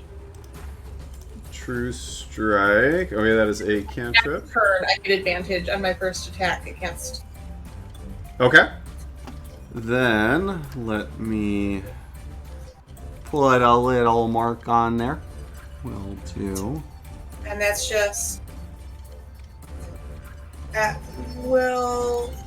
Oh fuck! That is one action. Never mind. I take that back. Nope. Ignore it. Forgot it was an action. So I'm gonna run forward and I'm gonna hit this guy. All right. And you are flanking, so you do get advantage. Woo.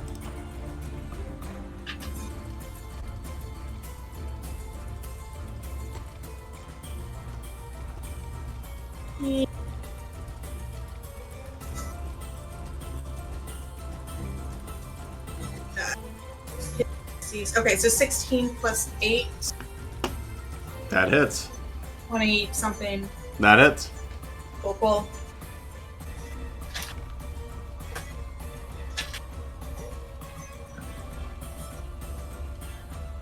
Oh, 1d6 plus 5, so I rolled 5, 11 damage. 11 damage. For my first hand. All right, go ahead and roll your second one. Do I have to roll for the hit again on that one? Yes, because this is another swing. Because it's another actual swing. Okay. Having a mind fart. Word. Oh, fuck. You get advantage. You do, because you're still flanking. Well, that's 16 anyway. Okay. Oh, it's 17. Right. Yeah, so it's 17 plus 8. Hit again. That hits again. That only for 8 damage, though. All right, so as I you would like to do my other strike if he's still alive. as Sanishi runs out of the little hut and sees what's going on, you run to the other side of the ogre, and as Grelda slices the ogre's face with Sasha, it throws its head back in pain, and the top of the skull kind of bends back down towards you, and you just, like you're climbing up the side of a mountain, you one hand axe in his head, followed by the other hand axe in his head, and you just pull him down to the ground, and as you pull him down, your axes come out, and he just like flops over backwards and is just dead. Cool. And then... Alright. That was a fucking bonus action or something. That'll be my turn. Alright, on the end of your turn, Lucretia, as the ogre drops, Lucretia is going to point her finger and cast Scorching Ray. 3 rays of fire hurl towards... 2 towards Grelda, and 1 towards Sanishi. Quick, use the random guy as a shield. That's how you become a hero. That's right. Saved it for a reason. All right, Grelda, what's your armor class? 7 billion and a half. For some 19. reason, I have my doubts. 13? All right. 19. 13? Okay. 19. The 9 first, of teens. the first This one was is a legal 11. child. The second one was 21, so the second one does hit. What? Wait. Oh, okay, yeah, no, it's fair. Okay. 21 hits. Well,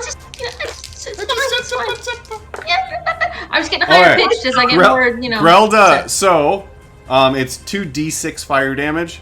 So she points her finger and 2 streaks of fire fly towards you. You manage to duck under one, but as you shift, your hip moves and the other one strikes you directly in the hip and just like sets off a fire that you smack and put out, but you do take 8 damage. I was using my hip, it's fine. 8 damage taken. And Sanishi, what is your AC? 16. What was that? 16. 1-6. That is not going to hit. That's an 11. So you see the 2 streak towards Grelda, and you manage to. Okay, I'm gonna dial this back a little bit. Your axes are still in the ogre's head, and as you see the fire streak towards you, you manage to twist them and pull the ogre's head up, and actually put it in the path of the streak of fire, and it strikes the ogre, which knocks it off of your blades and onto the ground. Does it delightful, Sean? What was that? Does it smell delightful? Burning flesh usually does. Pork, it's barbecue. It smells like barbecue. Okay, then with that, it is Geisen's turn. Geisen desperately to protect us, and we all ran into danger. He did all of that to cast that spell secretly, and everybody's like, fuck this place. What is this weird hut? I don't like this. I wish to be in danger now. Icky is still in the hut, right? Yes. Okay. Because I basically can't do anything outside of the hut unless I leave the hut, in which case the hut just goes away, right? I believe that's how it works. I think if you leave it, it drops. That's how most homes work. When you leave, they disappear. Yep. Magic anyway. So I can cast Bless on him while he's in the dome with me, right? Yes. So I will do that. So, What for did the you next do? minute, Icky, you can roll a d4 when you make an attack roll and add it. Oh, cool. It is concentration, so let me just put a little... Isn't Bless a multiple target? It is, but I can't. Up to Nobody else 3. is in the dome with me. No, yeah, and spells can't exit the dome, I don't think. Let me look at Tiny Hut again. Spells and other magical effects can't extend through the dome or be cast through it. I'm sorry, Sean. Did you say can or cannot? Cannot. Spells and magical effects cannot be cast or penetrate through the tiny hut. Interesting. Oh, so would Bless still work? Yes, because it would be in, like, it can't go either direction through the hut, but since Icky's in it with you, it could be Icky and it would cover you as well, because you're a creature in the range. But I mean, like, if I cast it and then Icky leaves the hut, like, does he still have the benefit of it? Yes. Okay. Alright, so yeah, I'll do that then. Okay, then you and Icky have Bless, and you have Concentration. Alright?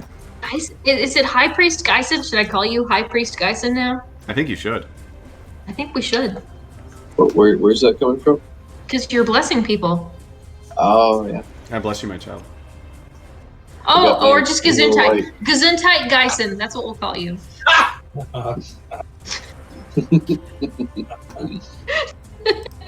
I love that way more than I should. I'm sorry.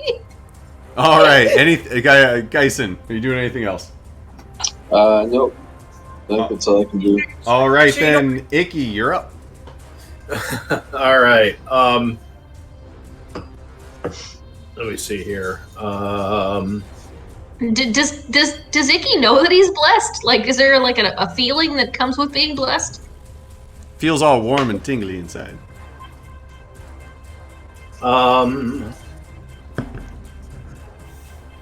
I'd like to move there. If you can see that. There you go. Well, guess what? I'm going to move you there. That is where I was clicking up. Nope, never mind. Pull me back 50 feet, please. All right, not 50? 50, 10 feet. I saw 50 and I said 50, but I meant 10. Like, is this a joke or playing? I want to go all Sean? the way into the room, but then pull me back till I'm back at the other end of the room. Rubber band me. And then you can move me forward 20 feet and then to the north 2 feet.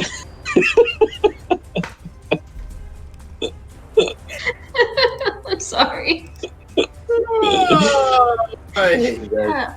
We love you all. We love you all. Well, I believe that will be it. But let me double check. Yeah, it looks like it will be. And I would like to request, since it's been like an hour and some change since our last break. Yep. Another quick break. Okay. Arcana would be most appreciative. All right. Then we will take a quick break. Take 5. Thank you. Break. Break.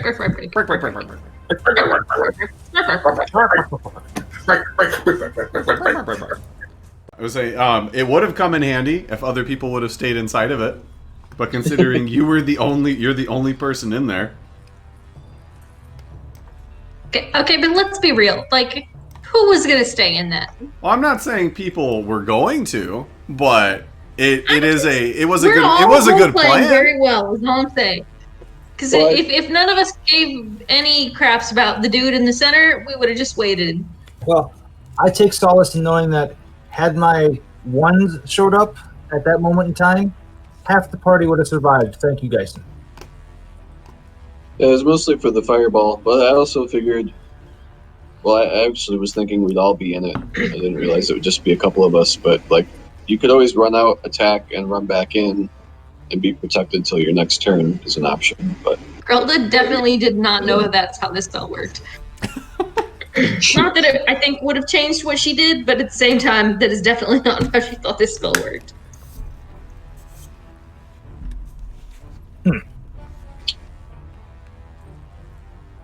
Because she's trying to protect the dude out there, is what she's doing.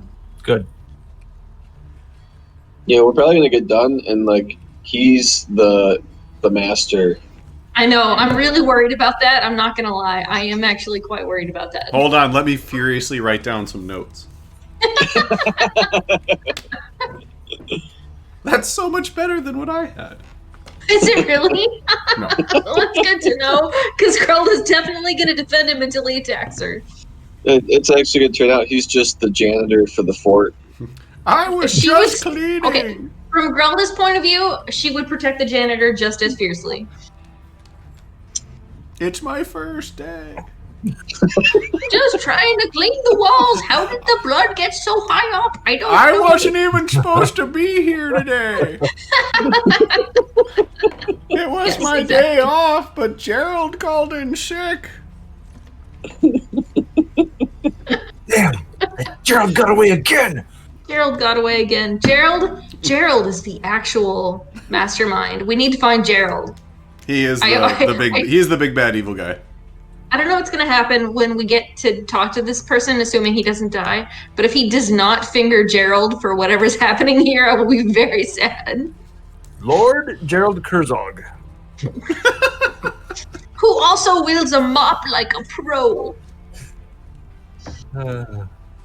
That's fantastic. She said his name though. I guess it's Bernard. Bernard. Bernard. I mean, if I'm remembering her bullshit correctly. You did. I mean, Sorry, I'm just writing down Gerald Kurzog, Lord. Kurzog's first name is Gerald. I love it so much. It's like It's like Rumpelstiltskin. That's how you beat him. No, they know my secret. His name is Gerald. All right, so is everybody back? Yep. Yep. Think so. Yeah, your camera's. Jill, Your camera camera's is off. still on a Powerpuff Girl. Pop up, girl. Is it really? That's not a picture of her? Oh, never mind. Huh. I mean, I thank you. I'm cute. All right, so it was Icky's turn last. So at the end of Icky's turn, that is a second level spell. That is her last. All right. Flare action. Damn it. She is going to cast Spiritual Weapon. Not the way up Oh, on. Weapon. That's too big. Whoa, got bigger. Yeah, that's too big. No, that's way too big. That's what she said. All right. That's exactly that's what I was. All thinking. right. So. Cast a 15-foot weapon. All right. Let me just pop this open. No. All right. Spiritual weapon, 60 feet. Ah, there you go. All right. So it is going to appear right next to Icky. All right. Time to watch some cool monk shit. And it is going to attack you. You can certainly try. Yeah, pretty much that. Good lord, I need to stop using this dice. That was a That was a 15, and I know that's Using that dice.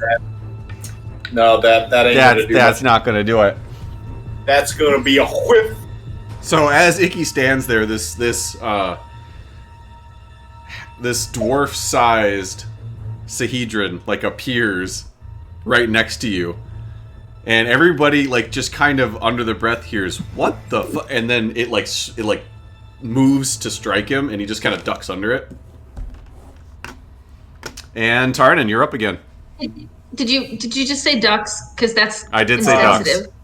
It's insensitive, That's very insensitive. Why would you say that to our bird friend? right? Hey, duck lives Well, matter. well, I'm sorry. I didn't mean to offend birds of a feather and all. Ducks' lives matter. Yeah. No, let me guess. You've got friends who are birds. Yeah. All Yeah. right. Okay. Yeah. What the hell was I doing? Oh, yeah. You're Nobody you knows are about it. conceding to overpowering forces. I seem to have I think that should have wilted the weapon. Is what I think it should have happened. What was it? What was it? Caw, bang, fuck, I'm dead. Yes. Crow reference. And Yes. Alright, I'll find it later. The only way I'm gonna get advantage is if I do the same thing I did last time, right? Pretty much. Alright, so I forgo all movement, use my steady aim, gives me advantage. Grilda's in the way, No, you're and good. so is the dude. No, you're good. Okay. I can ignore up to 3/4 cover, so as long as one of her ugly eyeballs is sticking out, I can actually use that as a target. Fair enough.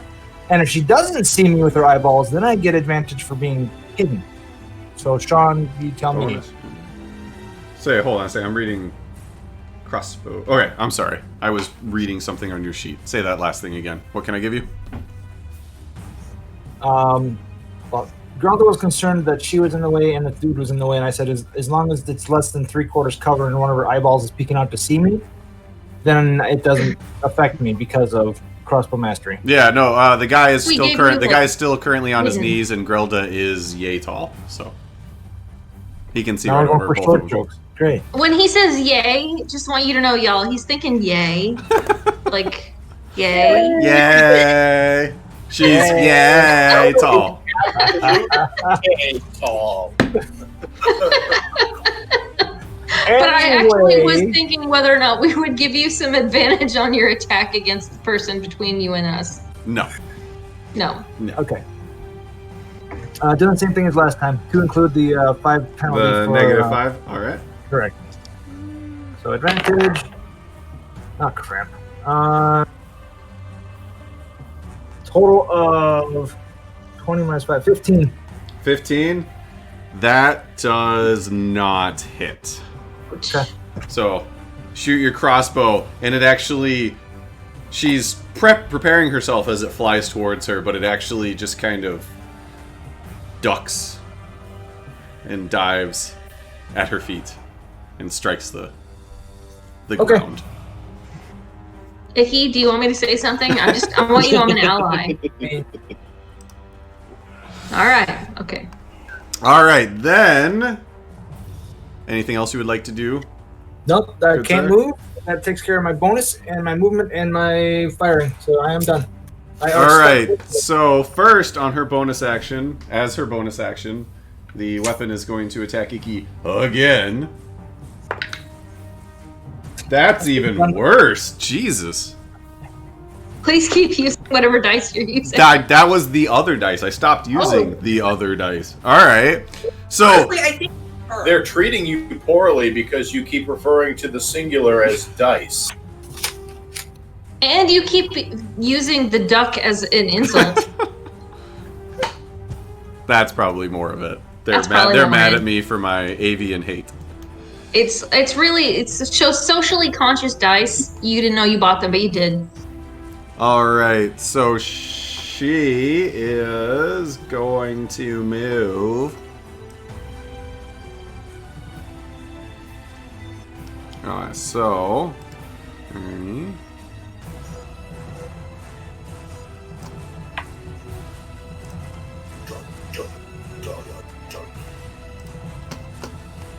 Oh, that's some bullshit. Is that Dice is despicable? That The is, fuck? it's centered on her. So as she moves, it moves with her. Yeah, center on D's. Center on D's. So that was a bonus action. So she is actually going to. Oh, fuck. Never mind.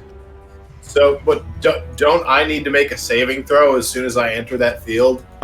Since you weren't entering it, the field was coming at you. So at the beginning of your next turn, you will. But you didn't move into the field. So I don't have to roll a savings throw when it enters me. yeah. Sorry. Okay, then what she is actually going to do is cast a magic missile at Icky. Oh. No, sorry, don't like it. Don't like it. Don't like it at all. You have a spear. Is that not a 10-foot spear? It is a 10-foot spear. But he doesn't get attack of opportunity. 5. What? That's He doesn't nobody's. Out of it. Yeah. Yeah, it's only when you leave melee range, and he is in her melee range, but she is not in his. 5, 9. Oh, see, the D4 likes me. Okay, so she throws out her Right, now, hand. like, just to be clear, deflect missiles can't be used on magic missiles, right? No, because they're not technically missiles, even though they're Carry called on. magic missiles. So Chisel. she Magic throws out her chisel. hand, and 3 glowing darts of magical force all slam into Icky, doing 14 damage to you. That's some old bullshit. That's some bullshit. And her turn is done. Grelda, USB up. Okay, so I'm sorry. I really do apologize. Grelda has encountered the fake weapon, the astral weapon. I cannot attack it. It doesn't matter if I go up to it. So Yes. the fact that it's right next to Icky, I should know I can't attack it. Yes, because every other spiritual weapon you've encountered has shown those traits. All right, can I avoid that and still get in melee range of her? You can walk through it. It is. I can walk through it. It is incorporeal as far. You can't stay in the same space as it, but it is an incorporeal object outside of when it's attacking. Okay, I would actually like then to try and get on the other side of her from where everyone else is. Oh. All right, let me. Oh, that's not what I wanted to do. I do have 35 speed if it helps. There we go. This is what I want to do. Okay, 5, 10, 15, 20, 25, 30, 35. Yep.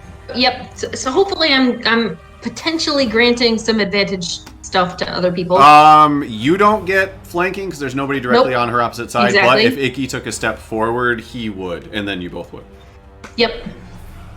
All right, so I still cannot fly into a rage, which enrages me to the point where I should be able to fly into a rage, but I cannot. So, barring that, I will still attack recklessly. Actually, I'm sorry. As soon as you enter the spiritual guardians. Okay. Let me see. When you enter the area, make a wisdom saving throw. I wanted it to be Dex so bad. But it's All right. not, so. It is not, unfortunately. All right, 1 wisdom saving throw? Yes. A wisdom saving throw and her spell 6. DC. It's only 6. That is a fail. That's fail. Okay, what did I get? You take 3d8 necrotic damage. Holy buckets, that's a lot!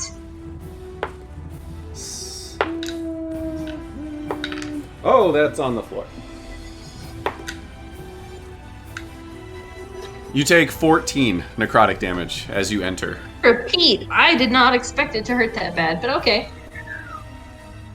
You sure I can't fly into a rage? Because she's really feeling ragey. Positive. Alright, fair enough. That's fair. So, I'm going to use this position to attack Sasha. All right. And I'm going to do it recklessly with advantage.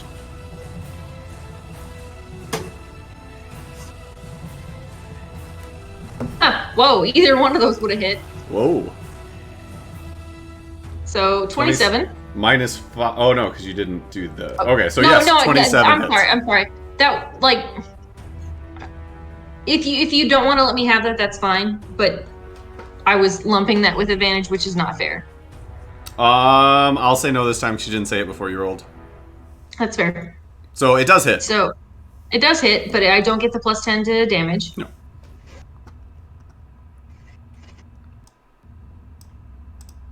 Uh, 15. 15 damage. Alright. Alright, so as you step in and the Sahedrons, just like the cloud of them, just cut you as you like push through them to her, you just growl in as angry a face as you can make while not raging. And you actually end up just like slamming Sasha, like the top of Sasha into her side, and you cut her a little bit. All right. Second attack will also be both. Gosh, I'm sorry. I'm trying to so that I say the words. Great weapon, master attack, and reckless. Hold on a second. Reckless is... It's the first attack on your turn, but this is both part of the same attack action. So yeah, that works. Okay. Okay.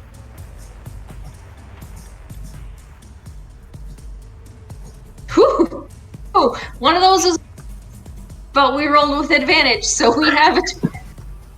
We have a 19 total. Whew. All right. A 19 actually just hits. Woohoo! All right, so I get a plus 10 on whatever this is. Please let it be good. It is. Oh, all right, 26 damage. Damn.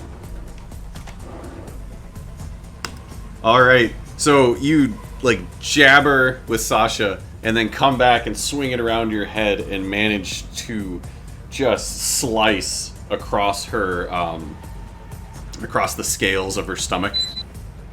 And they split a little bit, and you can see blood beginning to drip out as she just kind of gives you a quizzical, almost humorous look. Reaction I was hoping for, but I'll take it. That's it. That's the end of my turn. All right. Sanishi is going to be up next, but before that, she is going to take an attack against Grelda with her Impaler of Thorns.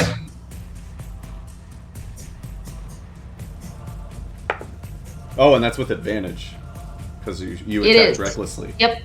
13. The 13's better. 20. It will hit if Let me check real quick on Sentinel. Okay, other than you. Yep, okay, that hits. Alright, so that is... I want to be raging so bad, y'all. So bad. Actually, I'm sorry. That was a different one. It would have been 22. Well, it still hits if it's higher. Thanks for bragging. I just wanted to let you know.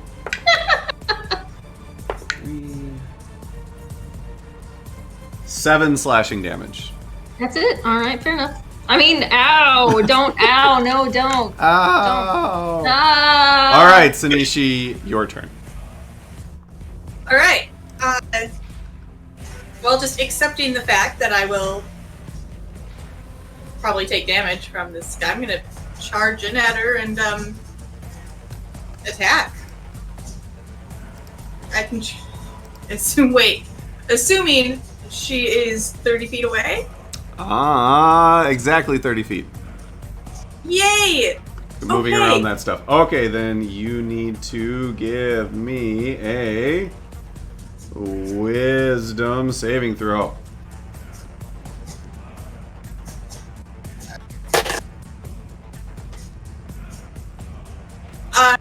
That would be 9 total. 9. So you have failed your wisdom saving throw. So you take... Where's that 8? There we go. Oh, that didn't roll nearly as well this time. 6 necrotic damage.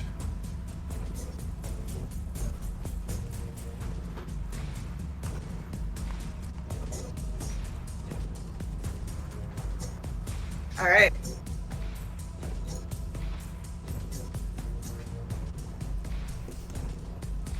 And I want to swing at her. All right, go ahead. You would have advantage because she is currently being flanked. Fuck yeah.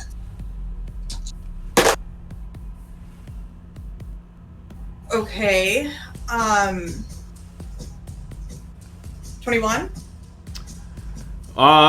She is going to use her last god. Yes, I'm out. Last god? Last god. She's gonna do the last first level spell slot and cast shield again.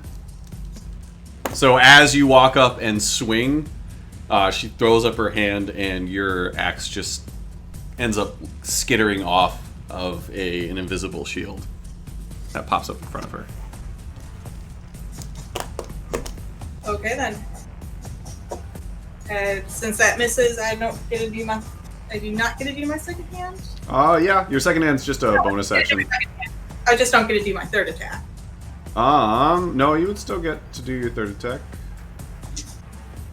You attack twice whenever you take the attack action. It has nothing to do with hitting. Okay, yeah, just my. Okay, cool. So, second. That. Oh, wait. Oh, that's an 18. Aha, that's an 18 plus 8. That'd be 26. That hits even with the shield. Fuck yes, bitch. Okay. That'd be 7 damage. Alright. Alright, then the first one kind of clatters off of it and she smirks at you. And as you bring the second one in, she doesn't flinch. And it passes right through the shield and you dig into her side.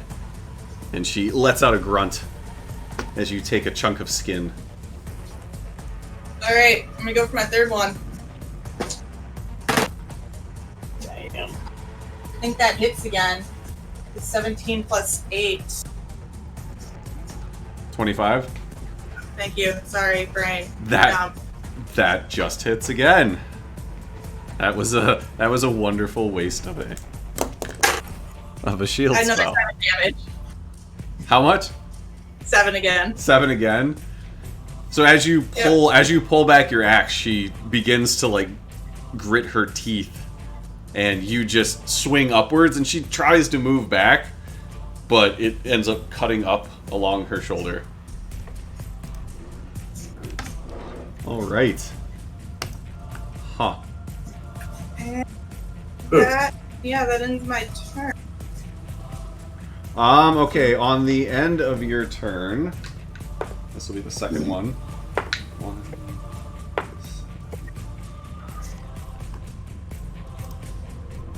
That not as much as I would have liked. The cut that you just did on her shoulder, you see a heal, along with a little bit of the one on her side.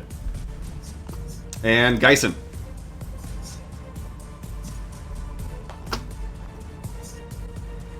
You are up. Alright. Geisen has a little bit of an exasperated look on his face as he just walks forward 3 or 15 feet and the hut just dissipates. Okay. And then I'm going to cast Chill Touch on her. Alright. I'm sorry, before you do that, I forgot that Spiritual Guardians is a concentration spell. So every time she takes damage, she has to make a saving throw in order to keep concentration on the spell.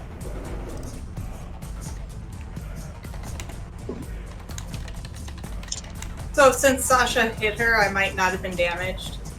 It's possible. Okay, let me see.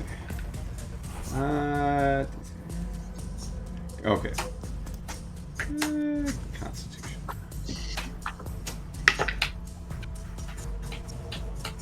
Okay, that was good. Grelda, did you hit her once or twice?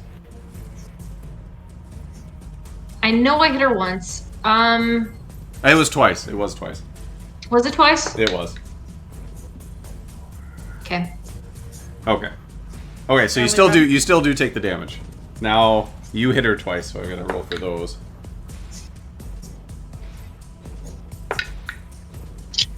Alright. Alright. No, it's fine. As you were saying, Geisen, sorry. Just wanted to make sure. Following the rules. So I'm going to cast Chill Touch, which is a ranged spell attack. Alright. What's the range on it? 120. Oh, yeah, that definitely works. Yeah. Oh, yeah. That guy has a room. That shit. You sure don't want to confirm that distance real quick? What was that? Sure don't want to confirm that distance real quick? Here, let me take a look at it for you. Let's see. Yeah. But is it? But are we sure? Yeah, it's gonna make it. I think it's gonna. You should. Confirmed by the board. Yeah, give it a shot. Well, it doesn't matter because it's a 10. A 10 to hit? So if a ranged spell attack, I would add the plus 8 spell attack, right? It's been a long time since it. Yeah, it's D20 plus 8. Okay, so yeah, it is not a hit. So advantage somewhere? Is there advantage that can be had here? There is an advantage card, isn't there? That got used by Bill. Oh, right. That's right. Okay. I'm trying to. I mean, you might get advantage from Grelda being on the other side, but because of the size of your character and the two people standing in front of her, I would assume that would negate the advantage because she would be undercover from that. So I would say, yeah. I find that sizist. You beat me to it, Sean. It's very sizist of you. But fair, probably. Alright, anything else, good sir? I think that's it. Alright, then, Icky. I need you to make a wisdom saving throw. Right. Roll. Yep. Yep. Herbity. Ooh. Yeah. The special dice have been engaged. What will he roll? Oh, 17. Oh, Hot damn, sir. That means the wisdom. By the way, the bless applies to saving throws. Oh, so you're the 1d4 you can add to it if you would like, just for shits and giggles. No, you did save. So you take half Cool. damage. Ah, that fell. 8, 10. So you take 5 necrotic damage. And So hey, Icky, remind you of the all melee attacks +1 boon of accuracy at our disposal. You may remind me of it, though you needn't.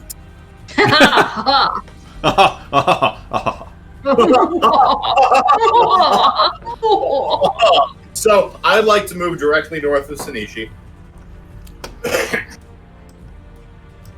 Oh, not measure. Move. There we go. I mean, if you need to be sure that I have the movement to make it there, please do what you need to do to be sure. It's important. Yeah. I'm going to It is use movement. this +1 to all attack, or to you know, the whatever it was. You started so strong, sir. All melee attacks get +1. Is that to hit or damage? I was serious to hit. It says 2 hit. +1 bonus to hit. Okay, cool. I use it either way, but it's just important to understand what we're working with here. And I'm gonna claw this bitch in the face. Right in the face. do it. So you also have the bless, which is a D4 to add onto your D20. Curious that you chose to go north of Sanishi instead of south of her. Yes. I'll tell you why. All right, fair enough. Because I have a thing where if I get melee attacked and it misses, I can use a key point to redirect that attack to something else within 5 feet of me. Interesting. Okay. So now I've told the DM this, which Sorry. I was trying to avoid, but I now he's gonna ruin it if he attacks again. He's gonna attack Sanishi instead. Or maybe now I'm guilting him into actually attacking Icky because he knew he was gonna do that. Who knows But- what crazy things runs through the DM's mind? Nobody. The shadow knows. Yeah. Nobody knows. So yeah, basically, I was sad that there was nothing around me when it was missing attacking me earlier. I can use. So I'm gonna claw her, right? Okay. That's happening. Yes. Which I will follow up with the second, because like that'll be the 1-2, and then key point, and then 1-2. On the second 1-2, can I also use a key point on that to do stunning strike, or do I do that on my initial attack? Let me see. Is stunning strike a bonus action? That would be the question. When you hit with a melee weapon attack, you can spend 1 key point to make the target stunned until the end of your next turn. If it fails a con saving throw, it is under actions. But it takes stunning strike says no action, so you can do that on any attack during your turn, and you can actually do that as many times as you have key points during your turn. So you could try that 4 times and use 4 key points. Oh, Okay. Theoretically. Theoretically, cool. You know what? It would be my preference and my plan here is to hit her, and then basically at the last possible moment, kind of assess how fucked up I've made her, and whether or not I want to use that additional key point to try to stun her. I would say that you would you wouldn't be able to assess how fucked up you made her, because you would have to the in-game stunning strike is like you would aim for somewhere in particular to stun her. You wouldn't be able to see, and then it's not like a magic power that you push through. Well, in that case, let me switch back to my character sheet. I don't know why I switched away from it. So I'm going to use a key point right away to use Stunning Strike on this. You don't need to do that until you figure out if you hit or not. Oh, okay. Perfect. Thank you. Yep. Once I tell you hit, you can tell me if you want to use it. I'm going to claw her. All right. That hits, probably. That's a 17 plus, I believe, 8. Plus 8. That hits. This has been the most useless shield spell. It saved me once. All right. I'm a little concerned about it, but, you know. All right, go ahead and roll damage for that one. And then you did hit, so if you want to do a stunning strike, you can do it at the same time. Yes, I will do that.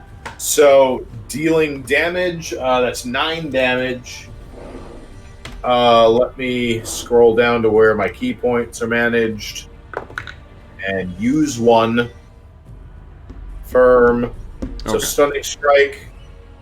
I make them stunned until the end of my next turn. If it fails, a con saving throw. Okay, does it? Let me see. Stunning strike of DC 13. All right, so my Constitution, right there. All right.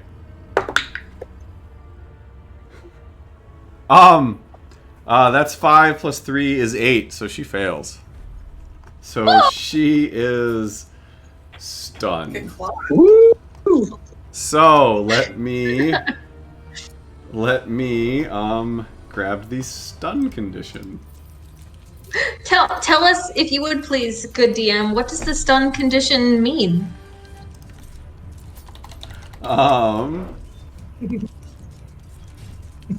Stun. Look how happy he is. Tell us about it. Look how happy he is.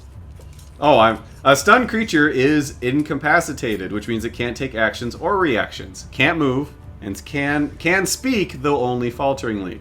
Creature automatically fails strength and dexterity throws, and attack rolls against the creature have advantage. See how happy he is? Look at them big smiles. All right, so that's my first. So attack. as Icky, he just saunters up and just super quick just jab to the face, and he gets her right in the nose, and her head goes back, and then her whole body just goes rigid, and she's just frozen. A shame. Just attack terrible. number 2. Oh yeah, this has advantage, and you can add the D4 for blessing, and you have the +1 for the card. Then you still missed. How is that? It's a hit. I rolled a 19. Yeah. Okay. Then that is it. 7 damage. 7 damage. All right. And I did roll the concentration saving throw last time. Let me roll it again.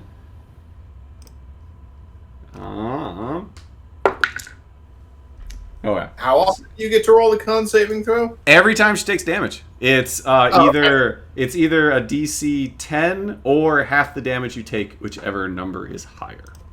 Okay. Oh.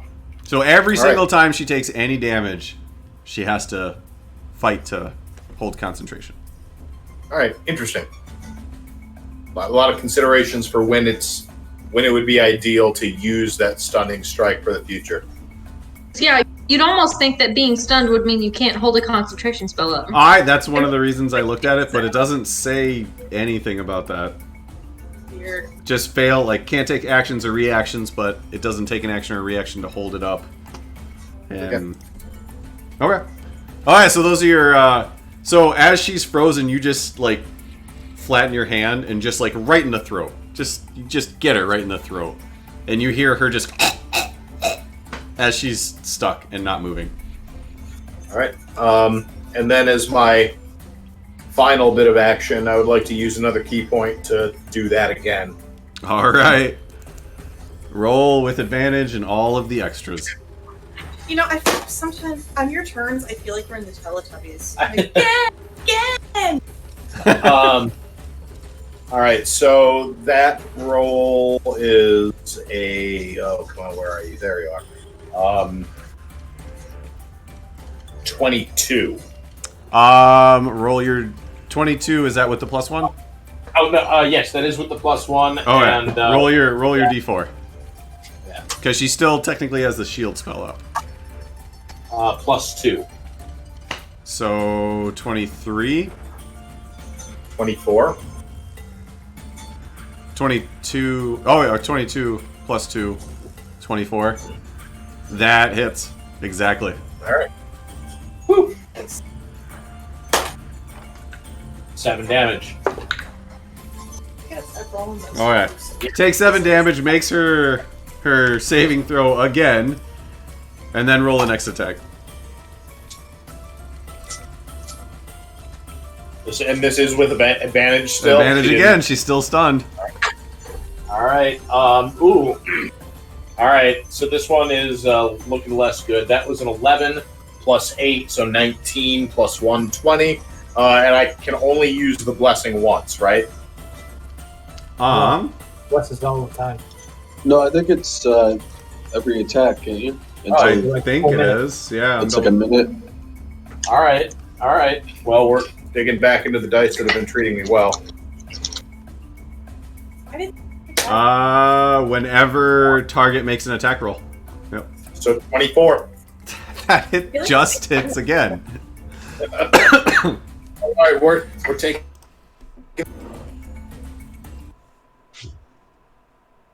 Oh god. Hello? Yeah, you're there. Hello? I'm there. Did Nate This time freeze? Nate's the statue. There was a freezing that someone There's had. a freezing. Nate's the freezed. Nate has the best freezed face of anyone all right. I've ever seen. Are we back? Oh yeah, I hear music. I still see Nate freezed though. That is the best. Nate That is the best frozen literally- face ever. Can I? Oh, I can't take a good screenshot of it. Oh, I see it. I see the thing. Okay. Now, and I understand what happened. All right. So, I inadvertently touched this lid that has magnets on it to the base of my laptop. Oh, so we thought it closed. Yeah. So I okay. understand everything now. No, but you and Geisen are still both spinny things to me. Am I All back right, now Nate's back. You are back. Oh Geisen's yeah, not. Lars. Are you? Geisen, I don't think has any magnets. There we go. All right, so what was that last roll, Icky? For damage. I hadn't actually rolled it yet. Give me one All right. second to fix my audio. Yeah, dice out and I thought his computer crashed. I did too. Did not. All right. And I'm all right. So I'm gonna roll this die, and then I'm gonna go beat up the cat that just pulled the tin out of this thing. 9 damage. 9 damage. All right. 9 damage. Damn. No low. All right. I figured with that many attacks, it was bound to happen. She. Oh god. Hang on. Lumberjaw.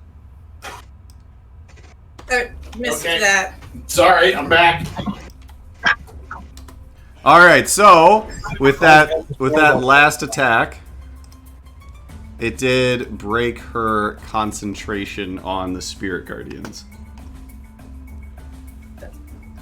So, yep. As she is stunned, Icky, you take 2 quick shots to her stomach, and you can actually hear ribs crack with each blow.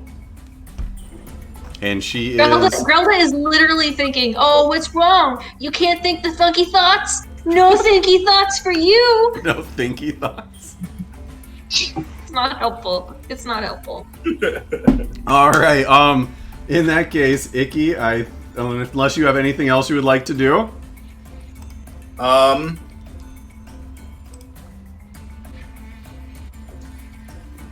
I'll leave it at that. Then Tarnin, you are up. Is her shield down and is she still stunned? Her shield lasts until her next turn, until the start of her next turn. She is still stunned though. Okay, so I will move to within 30 feet. Okay.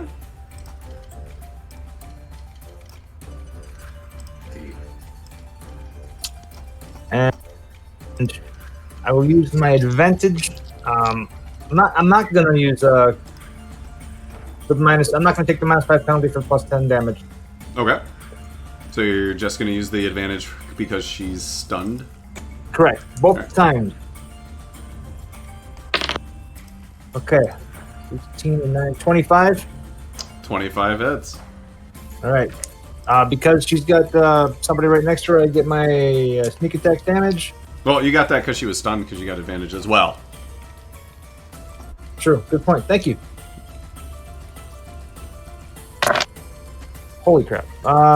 6, 8 is 13 and 6 is 19. 19 damage. 19 damage. All right. And as a bonus action, I fire again. All right, with advantage as well. I'll take the 13 plus 9, 22. 22. All right, so that one does not hit.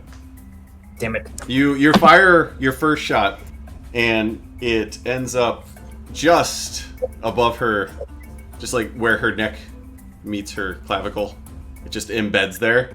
And your second one follows close behind it, but ends up just redirecting off of the shield. Okay. That was action, bonus action, and move. My turn is complete. Thank you. All right, stunning strike until the end of your next turn if it fails a con. And it doesn't say anything about her being able to make another saving throw. I'm sorry, real quick. I'm going to try to leave and rejoin because after our little magnet mishap, the audio has been a little screwed up. Okay. That means I won't be able to hear either. So I'm sorry. I'll be right back. All right. Oh, hello, everybody. Cricket noise. Cricket noise. Cricket noise. Cricket noise. Well, crap. What? What? I said, well, crap. Why did you say well crap? Well, because I'm trying to think of how she can end this. without being murdered, you mean? Without the murder? murder, death, kill. Less murder. She can't take action. She can't. I want to know, and it's not fair of me to ask, but I'm going to ask anyway.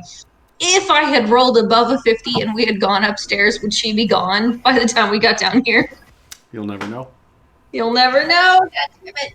All right. I mean, you'll know if you guys didn't search the fort. How long would she have been there? Right. All right. Fixed everything. Upstairs was actually some snake poison, and we could have just insta-killed her. Oh, yeah. Upstairs first. There was a magic like easy button up there, a big red button on the wall. If you would have pushed it. Press And the button to clear all baddies. Easy, and then she would have died. Yep. Yep. She would have just Damn like it. dropped, like a trapdoor would have opened in the ceiling, and her dead body would have just dropped down. I still 100%. By the way, in the badger thing that we did, like, no, was it the badger where the monkey and you pulled it and the monkey scream happened? No, was that? Yeah, that was okay. Yep. Like, what was that? I still don't know what happened as a result or didn't happen as a result of us, like... That we discussed that. That was it. Basically, just alerted everything in the area to our presence. Fair enough. Fair enough. All right. Well, she can't do anything. Yeah, I can't see you. There you go. There it is. Grelda, it's your turn. She still has that shield spell up, right? No, it's gone now. It's gone now. Okay. Yep, you would see the shimmer kind of fade. I do have magic advantage because of the... I say magic. It's magic. To Grelda, let's be real. So Sinishi is giving her a magic advantage. Magic. So attacking recklessly doesn't actually get me anything. No. And I'm not raging, so I would be able to think of these things. That is how it works. That is kind of... With Grelda, that's definitely how it works. She has not melee attacked anyone, so all I can do is advantage Sasha attack, and I'm going to go ahead and use Great Weapon because she doesn't have shield up.